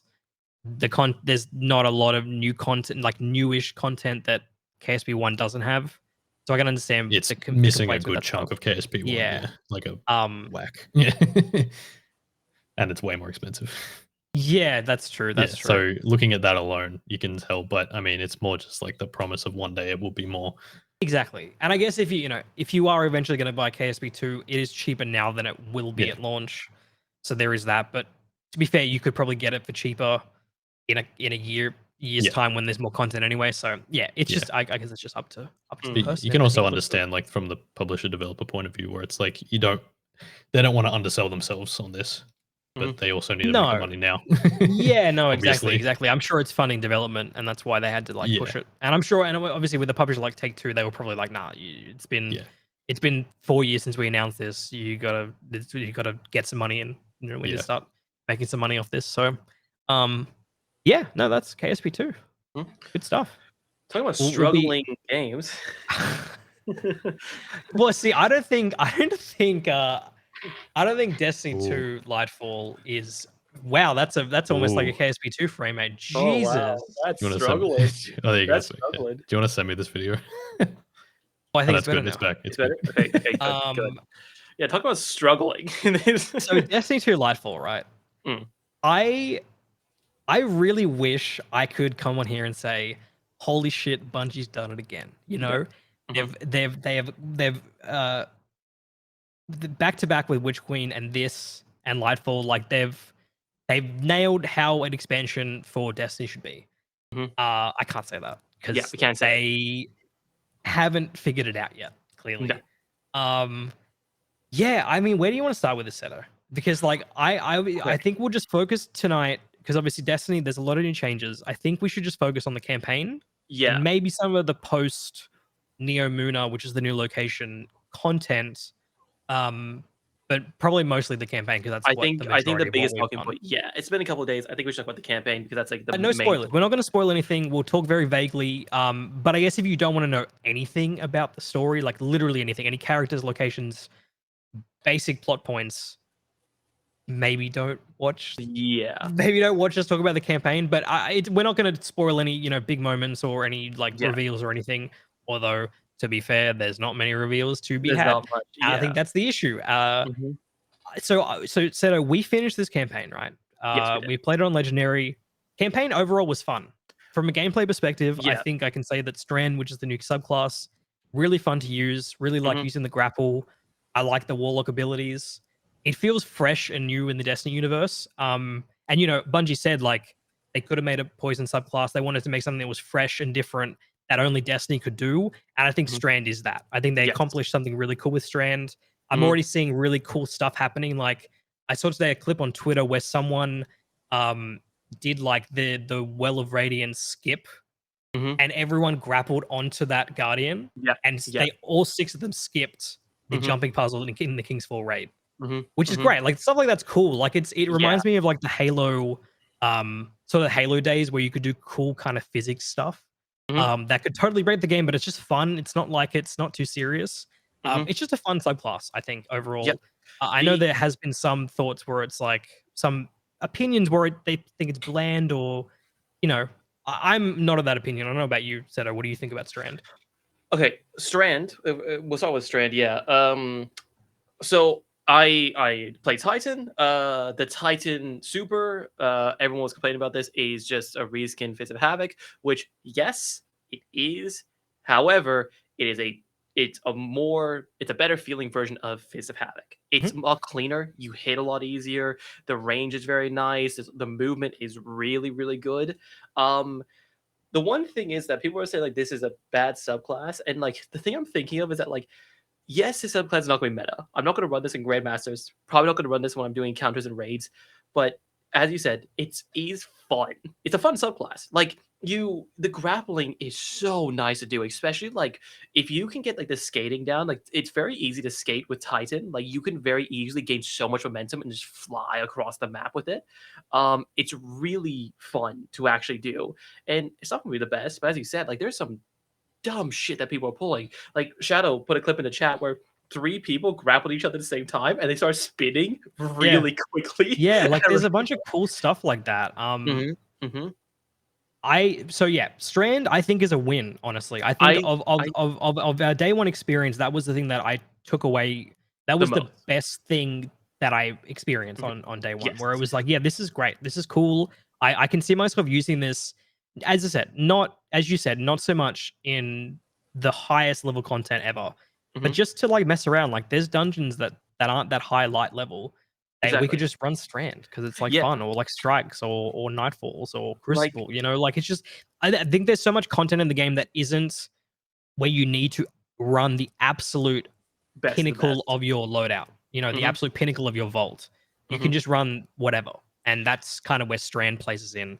Although that the Hunter Super's kind of just some crazy damage to those dungeon Yeah. bosses. I don't know if you Yeah, saw that, but yeah. So like, I think there will be opportunities where Strand, and obviously that it'll feel a lot better as they unlock more fragments, which are Mhm. like ways to improve your subclass overall. Mhm. Which they have. Not all of them are unlocked. Some of them Yeah. are time gated for in a week's time. Some of them are time gated after the raid releases. Mhm. And typically they leave some of the fragments time gated until the day one raid's done, because they're overpowered. Yes, they're very strong. So that's probably The promising, right? Is that there are a few fragments there that aren't available because they know it will completely break yeah. the day That's one race. that was So the one thing I was gonna say is that, like, for example, people have been saying the grapple has too long of a cooldown. It's like Mhm. 1 minute and 45 days. It's very Mhm. long, very long for It's a long for the grapple. Yeah. it's a long. To pull it back a little bit, the grapple replaces your grenade. It does, yes. But you can get it down if you spec into it. If you get 100 discipline, which is like the max amount to actually get the cooldown of your grenade, you can get down to about 50 seconds at a base cooldown, right? There is a fragment that's going to get unlocked after the raid, which when you do damage, you're going to get grenade Energy. energy, right? Now, the thing is, I feel like if you have that mixed with 100 discipline, you're probably going to get that grapple quite a lot. I feel like Yeah, you will. I feel like that's absolutely. why it's behind the raid, because you're going to get that grapple hook so often with They that don't want you fragment. skipping jumping puzzles, right? No, Like the new raid, they don't want you to skip past encounters or whatever with like insane, uh, in like a constant uptick of the mhm, grapple. So I think that's exactly. why Strand feels a little underpowered at the moment compared to other Mhm, subclasses. It's like a lot of the cool shit that we may have unlocked for the other 3 or 4, including stasis subclasses. We don't have that unlocked for the equivalent of that for Strand. yep, That's exactly. why stuff like Solar and Void, for at least for Warlock, feels better Mhm, for like endgame content than Strand or Stasis does. mhm, Um, mhm. but yeah, let's talk about the campaign, Yes, which is definitely a point of contention in the Destiny community, or I guess very, maybe not even. It's not really contentious. It's like a lot of people just don't like it. yeah, yeah. I feel like I've been here a lot where there's been story expectations not met. I Mhm. feel like I had it with The Last Jedi, had it with Last of Us Part 2. Now It's I'm having it with Lightfall. Although this time I actually agree with the people who are saying I that Lightfall's campaign, story-wise, is not great. Same.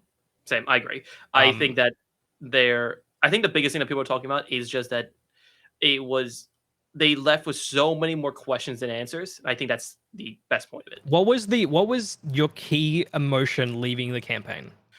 I think we Confusion. both had the same. Yeah, confusion. Yeah, Confusion. 100%. The Because obviously, without spoiling it, the final cutscene plays, yeah. and then we were like, okay, not sure what that was. Mhm. And And then then you you go to the talk to tower, Zala, and then you go to the Vanguard, and they say what happened, and you are and confused. did not get that from the cutscene. Did not get that vibe at all from what. Nathan, Nathan, you were there when Yeah, I you watched actually it. watched this with us. What Did was you get that your vibe? take? Yeah, what was your take on this? You Bro, when only saw he the said that, I was like, what? yeah, yeah. I remember Yeah, all it of us was. being We like, "Wait, all what? like in all at the same time. We're like, what? What?" Yeah. What are you talking about? Like, It was one sentence that confused us in entirety. It was I just just feel like, like there's a missing cutscene somewhere. Like it's yeah, like they forgot to render something, and mhm, they were just like, well, it's too late now. It's gonna mhm, take too long. We need to launch this thing. because there's a missing piece somewhere. Yeah. And Like that's not that's not the only missing piece with the campaign, I don't think. Like I feel like Yeah. there's a lot of missing pieces that just need to be filled in, and I'm not sure if their intention is that they're going to fill them in post campaign, or they just never fill them in. I don't know, or they fill them in the next expansion. I'm not sure, but there's one really big piece in this campaign that needed to be filled in the campaign. The You know MacGuffin. exactly what I'm talking about. yeah, the MacGuffin. it's the MacGuffin. It's the reason we go to Neomuna. Yeah. It's something the witness wants. It's something we don't want the witness to get, Mhm. and we It's not don't. explained. Every character in the game, every guardian that isn't us, is saying how important this thing is, Mhm. and they don't explain what the thing is, what it actually is, what it does, No. why it's important. We Mhm. have the MacGuffin. We don't have the why it's important, Yeah. and we never get that explanation, even when we see the thing, and Mhm. they're confused by it even when they see it, and we're confused by it because we don't know what it does and what Yeah, it is. exactly. And then when the witness, when the conclusion happens, Mhm. we still don't know what it was or what Yeah, it is. exactly. Um, We had like an idea, but like it just left with more answers about what was actually happening there. It's just there's a lot of good guesses. There's no like definitive answer, answers, and right? Yeah, I just think we needed answers. Like I think exactly. this is the penultimate expansion. Mhm. Next year is the last It's the is the finale. final shape. That's the conclusion to the Light and Darkness saga that started in 2014, Mhm. and we still don't have answers. Yeah, there's And still I feel like this Lightfall, to me, in my head, when I was sort of trying to find a comparison for Lightfall and Final Shape, to me it should have been Lightfall is Infinity War, exactly it. Yeah. the Final Shape is Endgame, right? Which They are two parts, but they still like Infinity War still stands alone as a really good movie, Mhm. even without the part two. Mhm. Lightfall is barely a part. It Yes. feels like chapter one of a story. Mhm. And maybe that was Bungie's intention, and they did say, in the marketing, this is the beginning of the end. I didn't Mhm. think they meant that literally, where it's like Yeah, it is the literally literal beginning. this is like I feel like I've read the first chapter of a book, and but the chapter should have had like the chapter has a conclusion, but doesn't answer why that was important. I don't Yeah. know, man. It just What? I just my two feelings were confused by what I just saw and Mhm. disappointed that I feel like I just witnessed a Destiny 1 campaign again. Yes. Where like Yeah. when Nathan and I played Destiny 1 in 2014 and we destroyed the Black Heart, we finished that campaign and we were like, what did we just do? Yeah. What was that? What Like, just yeah. happened? We went to the Black Garden, we destroyed a heart. It's the epitome of darkness. What's the darkness? Mhm. We go to Neomuna looking for trying to protect this thing.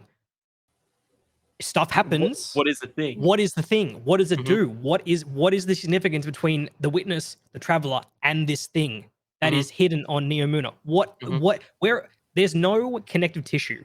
We've got a bunch of chess pieces, and we don't have the board. Yeah. You know, Exactly. Exactly. There's kind of Yeah, it's and the thing is, like, I know we sound very negative, right, on the story. And I think it's weak. I think the story was really weak, Mhm. but the actual campaign itself, from a gameplay encounter perspective, is really it was good. it's good. It's a Really, really like really enjoyable. I think gameplay-wise, there's some it was cool. encounters in the Lightfall campaign that I enjoyed more than the Witch Queen encounters. Mhm. Mhm. There was Where like an encounter would end, and I was like, oh, that was like really good. Like that was really yeah, there enjoyable was to experience. I remember there was one that we all thought was really good, which was we were fighting a tank and there's a boss as well. And what we had to do was we had to basically go down, grab Strand, go back up, and then we could use Oh Strand for a yeah, that bit. was definitely the best encounter. Yeah, you could kill some things with Strand and whatnot, and you had to destroy like some machinery with Strand, and then you basically had to rinse and repeat that to actually do the boss phases. It felt like And a mini raid encounter. it did. It was A little bit. really cool. It felt really fun to actually play because the enemy density was nice. There was enough enemies where like it was stressful, but not enough to where you Yeah. felt overwhelmed. The boss was doing damage from a distance, and having both bosses, the tank and the Colossus, both being there, made it enough to where like, you had to kind of like dodge both. I will say, the no, I don't know if I like if this is not really a spoiler, but the final encounter, there's the one I'm talking about. With the final boss. Yeah, The yeah. I didn't like it that much. I Really? not like I thought it was okay, but I didn't What, think it like was from what perspective? Like in terms of the mechanics, or maybe there. the lack of mechanics? There was enemies. There are more issues than the boss itself, Yes. I and know that was exactly what my you're talking issue. about. Actually, And we can talk about the tormentors. the tormentors, yes, Because yeah, so I mean, I will say the tormentors. are So sick. okay, so to pull it back, Mm. tormentors are basically a new darkness enemy that essentially they amount to mini bosses within the campaign. Mhm. The equivalent for the Witch Queen would be the light bearing, The Lucent Hive. the Lucent Hive in the Witch Queen campaign. This is Lightfall's version of that. And I think Mhm. the tormentors are better. I think the tormentors are They're better than the light bearers. really cool. If you don't like to describe how they look, they're just these big hulking kind of dark, tanky kind of dudes with a giant Nice. scythe. Yeah. And a lot of their attacks revolve around void damage and Mhm. suppressing you. And when you're Yep. suppressed, you can't use your abilities. So there's a lot of It's terrifying. he's purely melee based as well, with some projectiles, but mainly the tormentors are chasing you with a scythe. Mhm. So you're always kind of it's kind of brilliant, right? Because so much of Destiny is boss stands stationary in one position, Mhm. linear fusion snipers, that's the damage phase. Mhm. Tormentors are you need to be on the move constantly because it is chasing you all the time, and it's using large sweeping attacks that can, if you're caught off guard, it can take down your health down to like half or a third, Mhm. and all it takes is a one more follow up and you're dead. The Yeah. Anyway, go on. the one thing I'll say that I absolutely love about tormentors is their crit spots. They start off on Mhm. the shoulders, Yeah. then they get pissed, and it goes to the chest. Having it on their chest is amazing because otherwise you're doing so little damage, but you need it to face you for it to actually do it. And since it's a melee base, if it's facing you, most likely Charging it's you. charging you, right? And that's what makes it such a good design. It's because then you basically have to face it to actually do it, but then you have to do enough damage where you have to run away still, right? So if you get greedy, he's gonna grab you, suppress you, and throw you to the floor, which is another thing tormentors have. They can actually grab you, which is Which I never got really grabbed. yeah, I only got grabbed a couple of times. So when you get grabbed, So what basically, happens? It yeah, does an so animation, right? yeah, you go into third person, he grabs you, he basically like surrounds you in like a void, he crushes you and then throws you to the floor. The Yeah. first time I got grabbed, I had like this much health left, right? If I got Yeah. struck So by it's like anything, it's I a was really dead. damaging move. It's a really damaging move, and you're suppressed as well, so you can't double jump or anything away. You can't do anything for a good 3 You seconds. just need to get lucky. Yeah, it is a terrifying experience. It's really terrifying, but it's really cool. It's really, really cool. And like as you said, it is like this niche spot of enemy where, like as you said, it's all range based, and having this one enemy that constantly rushes you makes it really good. The one Totally. thing I will say about tormentors, which is kind of like a thing that we did notice, the arena has to be dependent for them. The arena has to be built around them because there was one time we fought a tormentor, It's and really it easy. was yeah, it was in like this area where it's like a small kind of hallway, and there was these pillars in the middle, and the tormentor we would just kind of run him around this He would get wall. stuck on pillars. Like there Yeah, were these constantly. columns in this particular area, which was very cramped. Mhm, And yeah, the tormentor would just like kind of like not it would collide with the columns to the point where when he was making his charge, mhm. he wouldn't be able to get to us before using it. He would kind of hit a wall, and Yeah, so it just made the boss fight overall really really easy. And yeah. When but that was one example, and I feel like it may have been purposefully like not as exactly difficult. because we didn't have a super at that time. We didn't have a You super. That's right. We had yeah, a so I yeah. think We were suppressed. Right. We had we no abilities at all. yeah, so I think you were right where it made it a lot easier that way. But Just for basically, like a like, balance perspective. Otherwise, it would be yeah, frustrating. if you have a really open room, tormentors are actually a terrifying thing to verse, and which sounds very weird. You think the closer range, the worse they are, but having an open room, you have to keep an eye on them with other ads, and they can rush you so much easier because they have these long line of sides they can do. Because one of the range attacks they could do is they make like this swirling void thing above their head that just shoots these like void Constant projectiles. void like boomerangs at you basically. Which Yeah. if you stand in them, if you get hit by it, you're suppressed, right? And you basically got to hide. But if you hide, you can't see where the tormentor is, and then he can rush you, And right? you've got other ads as well at the same time. Like hmm it's funny, like I don't think we had necessarily that big of a I think this was easier than the Witch Queen campaign from like our fire team's perspective. hmm hmm But I've heard so many people complaining Bro, about the difficulty. dude, there's two missions that I hear people complain about. The one mission where you're in like the simulation and you're testing out something really cool. You know what I'm talking about? You know the one I'm talking about there, yeah. And then the final mission. I hear people complaining so much about those missions, especially particularly the final boss of the final mission. Yes, But I think I've seen a lot of people complaining about the solo experience. So I exactly. guess what I'd say is if you're a solo player, Get friends. definitely get a fire team for it because I don't think Legendary Campaign solo is for the faint of heart. No, And I think you need to have a really, really well structured build to go into that. Yes. And a lot of people that are playing solo, I feel like probably don't. No. And so yeah, I think finding a fire team for that would be the way to go, or just playing on normal and doing it that way. Yeah, exactly. I think because the 3-player experience was easier. Like I straight up, I just felt like it was an easier experience.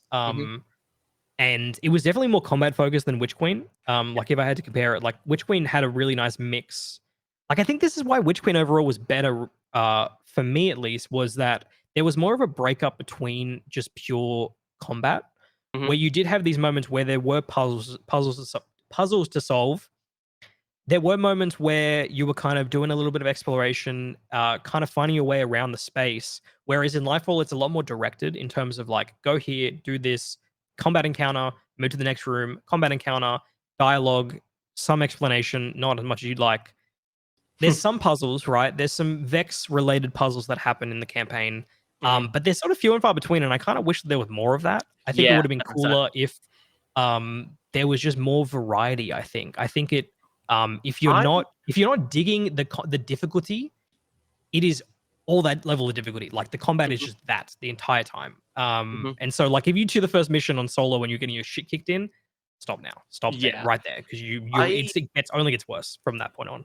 I would have loved to seen some good old like darkness themed puzzles. You know what I mean? Like from the actual like, just give us a taste of what like the puzzles from like the new enemy is gonna be like, because we know what Vex puzzles are gonna be like. We know what high puzzles. I would love to see what their puzzles would actually be. You know what I mean? And like I think more puzzles would have been nice. And I understand why Witch Queen did. I said this before that Savathûn is very like deception based, so it makes sense that they have puzzles with that. But I still think having puzzles with this would have been nice to just break it up, right? As you said, like it was very combat heavy, which like after a while kind of got a little bit draining, right? It got a little bit like okay, cool, another fight to do. It is shorter than Witch Queen, isn't it? I mean, in terms of like, it's the same. It's the same amount of missions, but I still feel like it was shorter. And maybe that's because we got through it easier. I also think that the missions were a little bit shorter than Witch Queen's. I think the missions were fine. Like I think the length was okay. Like I've seen people complain that it's only like 5 to 6 hours, but I also got through Witch Queen 5 to 6 hours, so like it doesn't really change too much. Like I think that's fine. I think it's just like if I just had to grade the campaign, the story really lets it down, and just the 100%. General structure of that plot really lets it down in terms of mission design and gameplay. It's fantastic. It's probably the best Destiny's ever felt to play. And Strand really helps with that. Strand was great, but it is just like the context around why we're doing the things we're doing really lets down the overall experience, and it doesn't feel rewarding in that way. It doesn't feel like I'm being rewarded with bits of story that I'm gonna in Final Shape think about with Lightfall and be like, oh, that's what happened why we got that explanation. I just the whole MacGuffin, man. I just keep going back to that. It's like it sucks that we just don't have that answer, and I'm not sure if we get that answer in the raid or if we get that in a post-raid kind of strike or something. I hope we get in like a season. Maybe this season or maybe next season or something like that. I hope we get it. I hope we get that answer before Final Shape. We just need it before Final Shape. I will say there was a rumor that because this apparently Destiny 2 was meant to end with Lightfall. They announced Witch Queen and Lightfall together. Beyond Light, Witch Queen, and Lightfall, like all three. This was going to be the conclusion, Lightfall, right? And then last year they announced Lightfall and another expansion called the Final Shape. And there's this rumor from this leaker who's pretty reliable. She's pretty reliable. She said that apparently what Lightfall was originally going to be has moved to Final Shape. So I saw that. So and then they just kept the name Lightfall and had this kind of in between mission, like kind of quest between Witch Queen and the Final Shape. And that does make sense. Like when I think about the idea that this is a filler kind of story to kind of be a prelude to the conclusion, I can see that. Yes, it does kind of exactly. line up maybe too well with how people feel about the campaign in a way Yes. that I think maybe is just kind of trying to appease them. I'm not sure if that's exactly like we'll never know for sure if that's Yeah. actually the case. Bunch of stuff would come out Um, and say like, "Oh yeah, this was the filler. Don't worry about it." Like but they're not it telling us does make sense because it does feel a little filler-ish. Mhm. Like it does feel like a filler episode Yeah, of like a TV show it where does. they do like a side quest, even though It it's like a side quest for like the main, it's like important. Like everything around it makes it sound so important, but ending the campaign, I didn't feel it's the importance. no, The not at stakes all. didn't feel like they were there. We can talk about the Cloud Striders as well. Mhm. Um, where I know you don't necessarily like one of the Cloud Striders in particular. I'm sort of so on both of them. Um, I guess we won't go too far into their whole deal, but sort of how they Yes. react to certain situations doesn't line up with how you would expect someone to react to them until And there's an explanation after the campaign. And that's I'm like, exactly what I was gonna say. there should There be is the explanation during the campaign so that we don't have all the questions throughout the next half of the campaign thinking, why was that person acting that way? Why were they kind of emoting this way Mhm. based on this situation, based on this very personal thing that happened? They're not really reacting in a way that you would expect someone to react. There were Yeah, it's just there's a lot of weird like questioning kind of things, confusion around the whole story and kind of how Mhm. certain characters are portrayed. Yes, 100%. There were a lot of times in Neomuna where I was like, that's weird. Like, why is this happening? Or like, why are like this kind of not there, or so on and so on and so forth, Well, right? certain And then personal things not paying off. yeah, Totally. exactly. And then when it ended, we were going through, we were doing some stuff after the campaign, and they explained it. We're like, oh, that makes sense. Like I think they everything should have had that. Some of the post kind of campaign quests, there was okay. I think should have been in the campaign. There was one quest that we do at the end. We had to run around and you could like press some buttons. Do you know exactly what I'm talking Yep, about? I know exactly what you're talking about. That beforehand, I feel like would have been good. Doing just that little bit beforehand, so you get the idea of what Just Neo some Moon actually backstory. is. Just Yeah, some just would some have been some good. clarity on certain things before. Like I don't think it's very satisfying to have something explained to you that you've already experienced, you Mhm, know? mhm.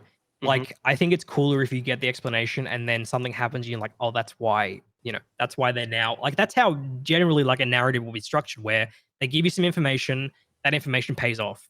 Yes. But the campaign is almost like, here's the payoff, here's the information, or here's the payoff, here's no information, no kind, you're just confused.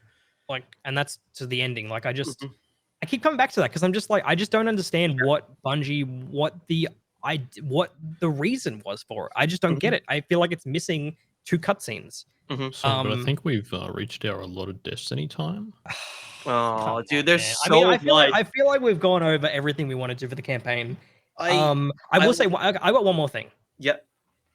Pre Lightfall, I thought this was going to be a really great spot for a new player to get into it. They have a system called Guardian Ranks, Oh, which yes. we won't go too far into, but Mhm. Guardian Ranks is essentially just a really easy pathway for a new player to kind of get used to all the systems that Destiny has. So to give you some objectives, you do those objectives, you move up a rank. Eventually, you get to rank 6 which is veteran, where most players, I think Nathan, when you play Lightfall, if you play Lightfall, that's where you'll sit. Most players will be in the level 6 range. Rank 7 to 11 is sort of like the mastery of the game kind of Yes. section. Mhm. That's what you have to do, like raids, dungeons, and stuff like Yeah, that. exactly. Like some of the high level stuff that someone who just started the game shouldn't do. Mm. So that's a really cool system that I think is great for new players. Mhm. But this campaign is so confusing that I feel like if a new player picks up the game, plays Lightfall, finishes the campaign, uh, they're just going to be like, well, I Mhm. don't even know what I just played. Like, I don't Yeah. even, I shot some stuff that was kind of fun, but I'm not invested in it anyway. Because Mhm. even as a player who's been playing for nearly a decade, I'm not even that invested because Mhm. I don't know what it just happened. Like, man, I don't know. I could I ramble on and on and go in circles, but I feel like one last thing from you, Seto, and then we'll move on. the last thing I'll quickly just Uh, state is that we have ranted a lot about the campaign because the campaign is not good, but the content after is really good. We finished the campaign at like 5 hours into it. We played 11 hours, so we did an extra 6 hours of content. And then I played an afterwards. extra 3 hours. Yeah, and I'm about to go off after this podcast and do another 5. Right? We're doing a lot of content afterwards, right? Because the content afterwards is really really good. So like, yes, the campaign is bad, but the content afterwards is really engaging. It's really fun. I would recommend it. Like, Yeah, that's the thing is like, it's funny. Like I can complain all day about the campaign. I played 20 hours of this fucking game already. Like I played 20 fucking hours between yesterday and today. Like I am obsessed. Yeah, it's really fun. It's just the campaign. Like when I talk about the campaign, it's mostly negative, just because the wrapping doesn't line up in a way that the kind of the goodness inside gives. You know, the gameplay, the core of the game, the location, the subclasses. Like it's just not wrapped in a great context. Yeah. We can talk about more about it next week. When you play more of it, we can get some more of the stuff out. We can do some more seasons and whatnot. Oh, we're talking about it next week, baby. Oh, you know, we're Dude, talking. It's weekly Destiny for a little bit. Next week, and then next week, and then the week after is the raid. Yeah, the raid. So we're talking about the raid. Well, at least another two more sessions of Destiny chatting. No. Exactly. So get a YouTube video, Nathan. Oh my god! Get ready. But yeah, that's our stream again. That's our overall thoughts on Destiny 2 Lightfall. Bit of a disappointment overall, but we're still enjoying it. Like it's so weird. It's a love-hate relationship. It's I don't I'm know. back into it now. I'm back into it. So like it's done enough for me to get back into it. So yeah. I wonder how long you stick around though. That's true. We have to wait and see. I'm in it right now. I'm probably gonna play daily for a little bit here. It's same. I'm gonna play daily for a little bit. Still good overall. I'm not gonna give it a score, obviously, but still enjoying it overall. Anyway, that's Destiny. That's been done. That's next week we'll talk more. But for now, it's time to continue to build the list. Alrighty. So where did we end this? Nathan, do you want to go over the current listing? Since you can see it in higher depth than I can. I have a good def. We have from 1 to 9, we've chosen 3 each so far. The Last of Us Part 2, Red Dead Redemption 2, God of War, Portal 2, The Last of Us 1, Animal Crossing New Horizons, Resident Evil 2, the remake. Say that, but yeah, it's the remake. Yeah, because we couldn't find it. Yeah. Nier Automata and GTA 5. Okay. That's 9. Mm-hmm. Who wants to go first? Nathan, we've been talking for a while. You can go first. Yeah, actually, that's a good idea. Let me. Actually, you know, hold on. I need to get a drink. That's a good. Man, he's getting a beer. Here, Nathan. What do you think his next game is? What are you gonna put on? I'll go with one that Jamie won't have anything to say about because I had one I was gonna. Oh no, he's back. He's that fast. All right. Yeah, he's that fast. He's already got a drink. Ooh, I'm speedy. Okay, let's go. I'm going to add Half-Life Alyx. Yeah. Okay. Yeah. That's a good one. That's a good one. I like that.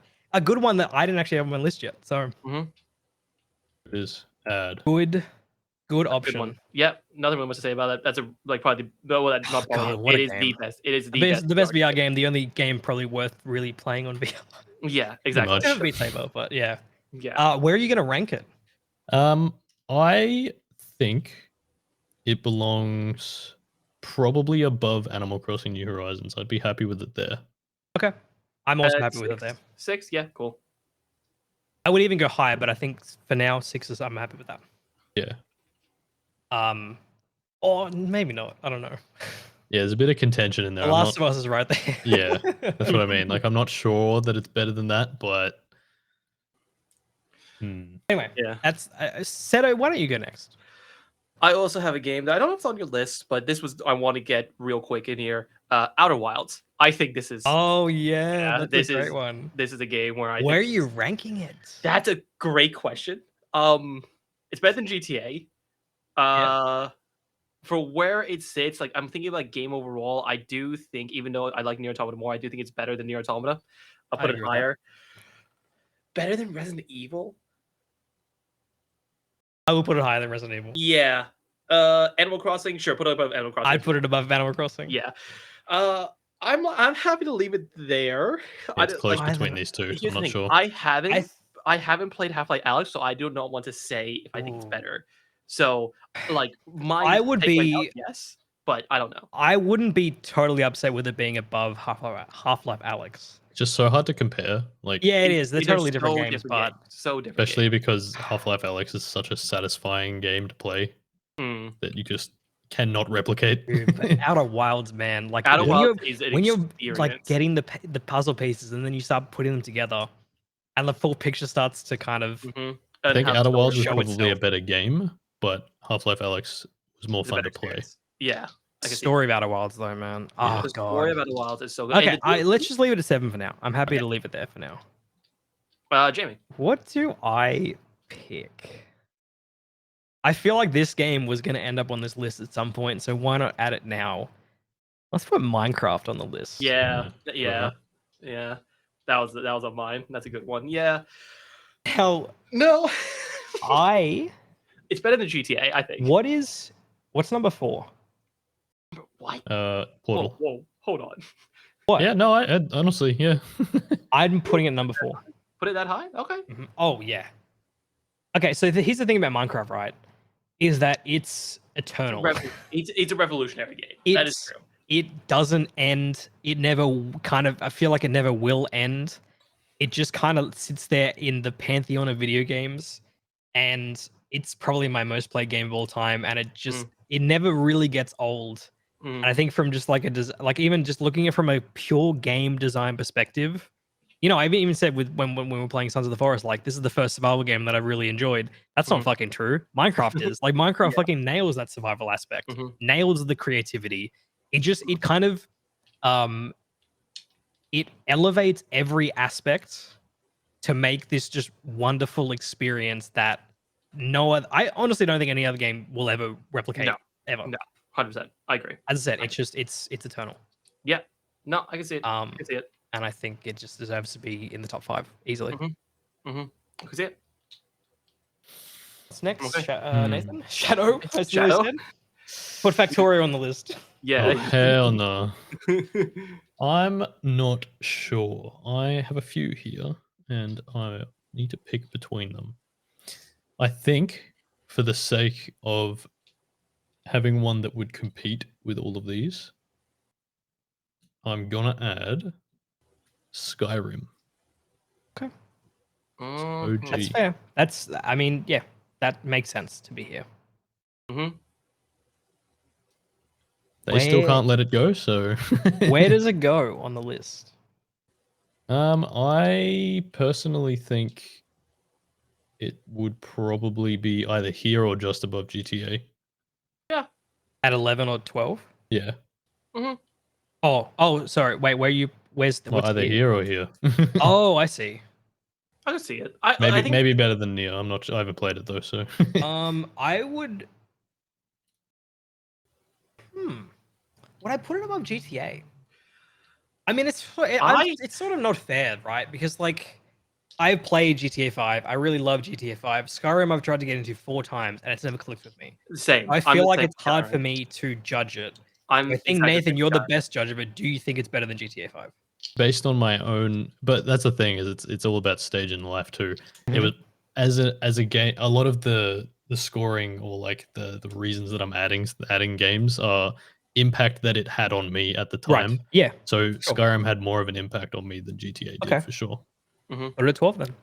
Go. I don't see GTA 5 to me isn't. I wouldn't even put GTA 5 in my top 20 personally. Yeah. Oh yeah, no. I don't think GTA is. It deserves to be in a top 100, obviously, but I don't think it's gonna.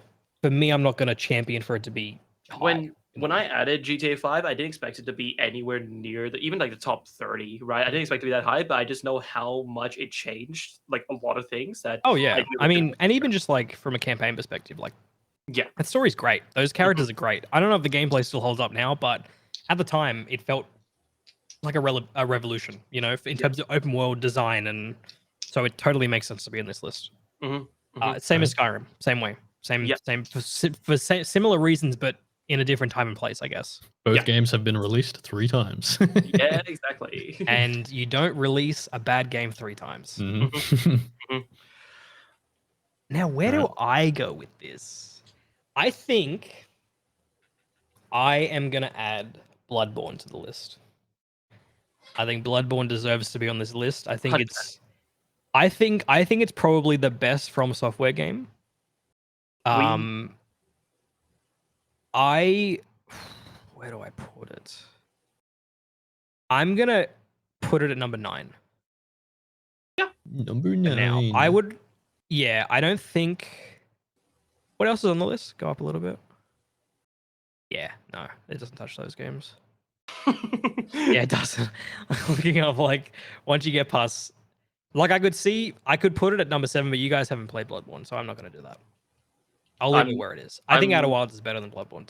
Outer Wilds, I honestly, Outer Wilds I put higher, but for now we'll leave it out where it is. I am Bloodborne 2 is games away. I am 2 games away from Bloodborne, so I'll let you know when I get there. So good, man. It needs to be remastered in 60 FPS, man. I can't go back and play it at 30.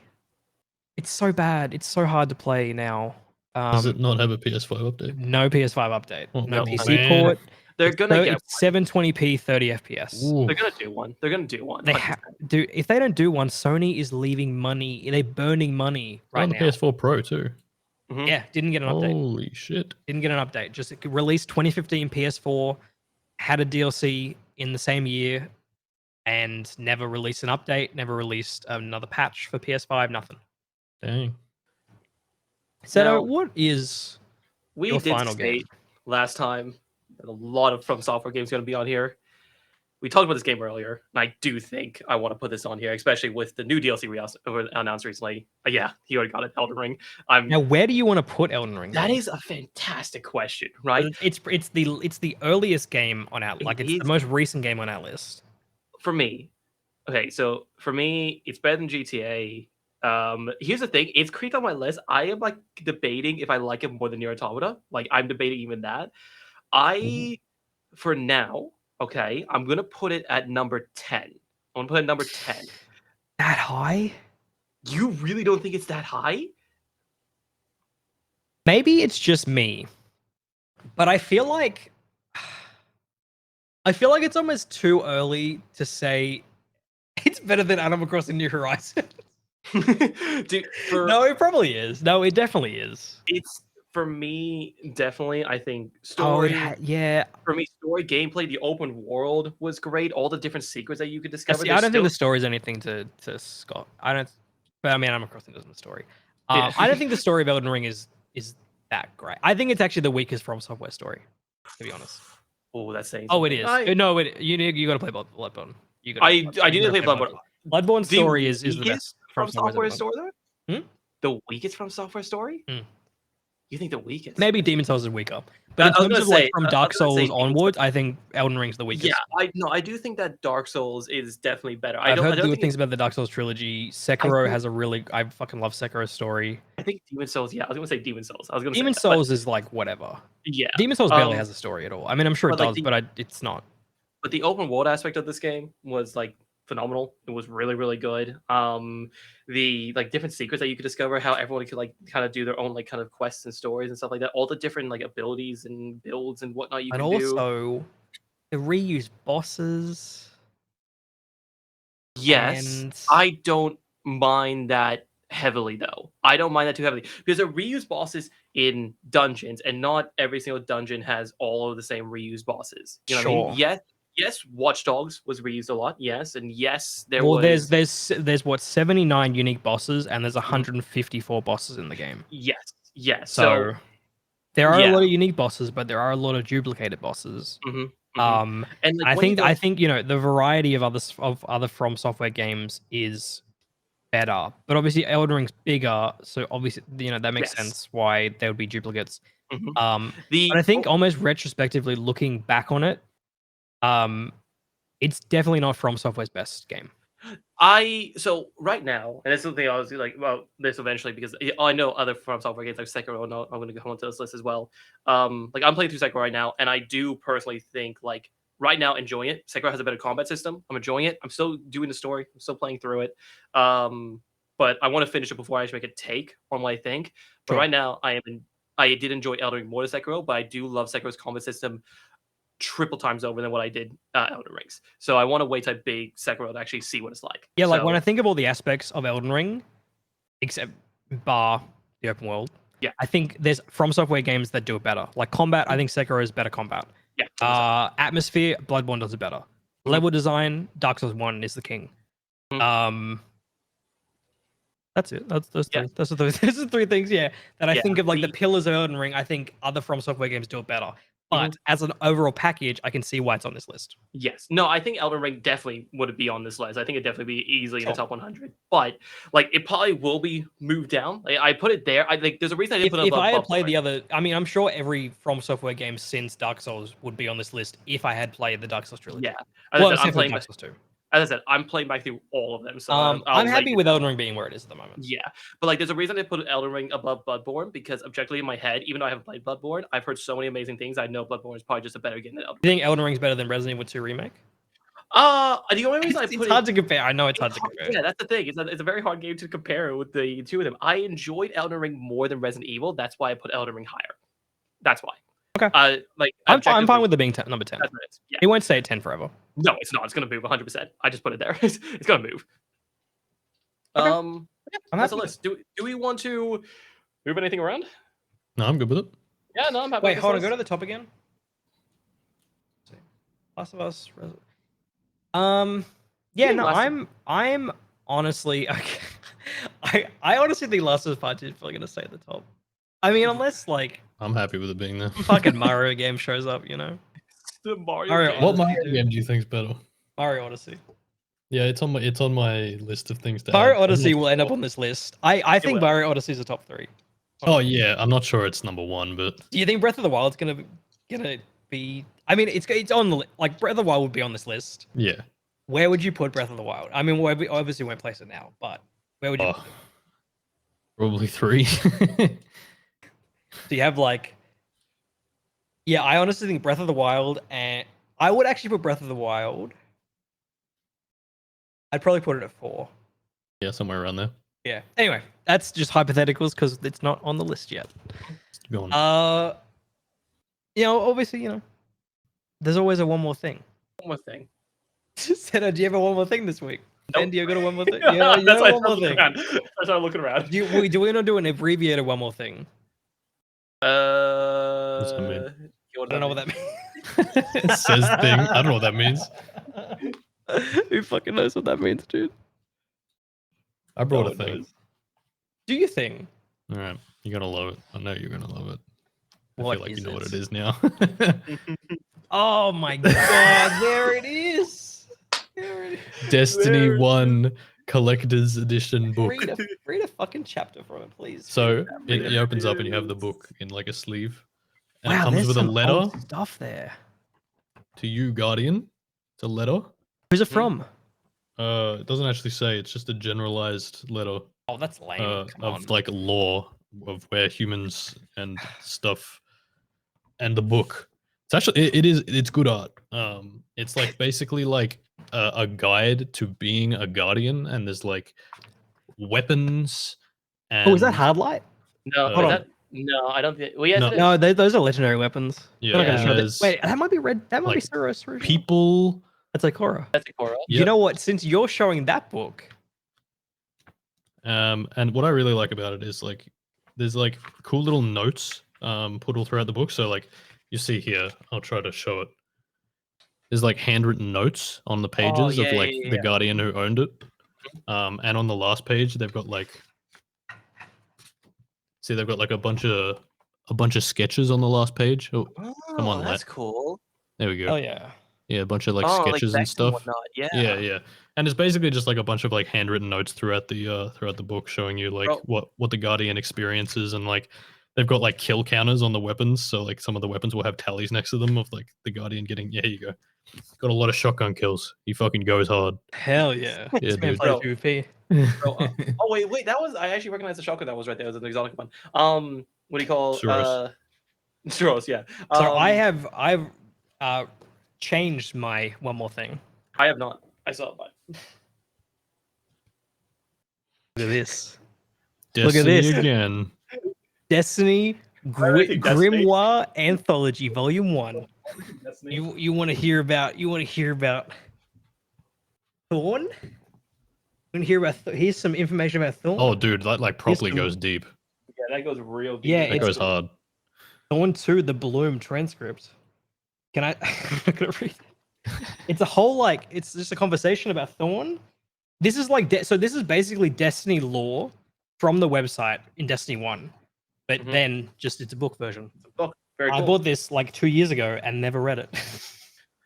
But maybe I will read it now because I care about the lore, these days. But yeah, it's just there's some cool art. Look, there's Eris Well, very cool. Wow. Very with cool. with The Touch of Malice. where you The- no, she gun- used touch and malice. The gun I don't have. You don't. Yeah, Still? 20, 25 runs. 25 Not runs. only still do I have don't the gun in game, I've got it in the book too. Okay, what's your one more thing? It's My not one more Destiny thing. related. It's cool. Cool Destiny stuff. Not Destiny related. This is not my proudest one more thing. It's Here is a 9-inch dildo. it The mega is cock. it is the collector's edition statue from Battlefield 1. Oh my Battlefield 1? Battlefield 1. I got this from a long time ago. It's actually pretty sick. You say a long time ago. Battlefield 1 came Oh. out in 2016. It is actually It's actually a pretty cool statue. It actually is pretty cool. So the batteries are dead. There's batteries in it, but basically you Batteries? can Light so up? you can What is his cock light up? yeah, you can pull the rock Pull what? down there out. There's a Cocker? rock down there, and then basically his entire chest, like where the grenade belt is, whatnot, lights up, and the arms are replaceable and stuff like that. Why I His- said it's not That is His- goofy. What do you mean it lights Strange. up? no It's no World War his One. arms- yeah no, but like so arms His are replaceable. arm- You just yanked his arm up. His arms are replaceable, so you can change weapons out. Like this one can hold a shotgun, this one can hold, like, I'm pretty sure, like a different gun, stuff like that. Why I say it's not my proudest moment to actually have this is because, like, I did not like stole it. Battlefield 1 whatsoever. I hated it. I don't know why I got a collector's edition. You I hated thought it was gonna Battlefield be 1? was not a fan of it. But I still got a collector's Wait, edition. is it the collector's edition for what? Battlefield 1 on what? Xbox One? Yes. Yeah, I really went all out. I really went all out. And yeah, no, I have this now. You can see the dust collecting. Yeah, Can you see the I dust? saw You that. can see the dust collecting all that shit, bro. This has been sitting in my closet. Hasn't been. This is the yeah. other side of the coin. The cool collector's edition. Oh, the cool. Yes. The Thor's hammer. Thor's hammer. It's really cool. Whoa, Anyway, whoa, whoa, he's using up one more thing. Sorry. He throws the hammer. Oh. Okay. Yeah. Well, that was your one more thing. I said. I mean, you gotta step it up next time. Okay, come on. Hey man, I want to show my Battlefield Destiny. No more fucking 1. lame ass Hey, man, statues. hey, man, You gotta I bring the real showed- shit. Real Hey, man, shit. I showed my Yeah, Destiny. be Look a at that. Destiny fan. Come on. Yeah, where's the I- Destiny book? I thought you I already were have a a fan Destiny of book. Destiny. What is that? I already showed How you have this. we This is all showed week got that. different This is Destiny week books? one. This is week Wait, one. what is it? This Oh, is the okay. week one. Okay. Yeah. Hey, I've We got the all- OG though. I'm an You got OG the- That is fan. Yeah, OG. boys. I definitely burnt mine. Yeah. Long gone. I do have the steelbook still with the game in it, but did Yeah, I not never got a use the steelbook. Really? Nah.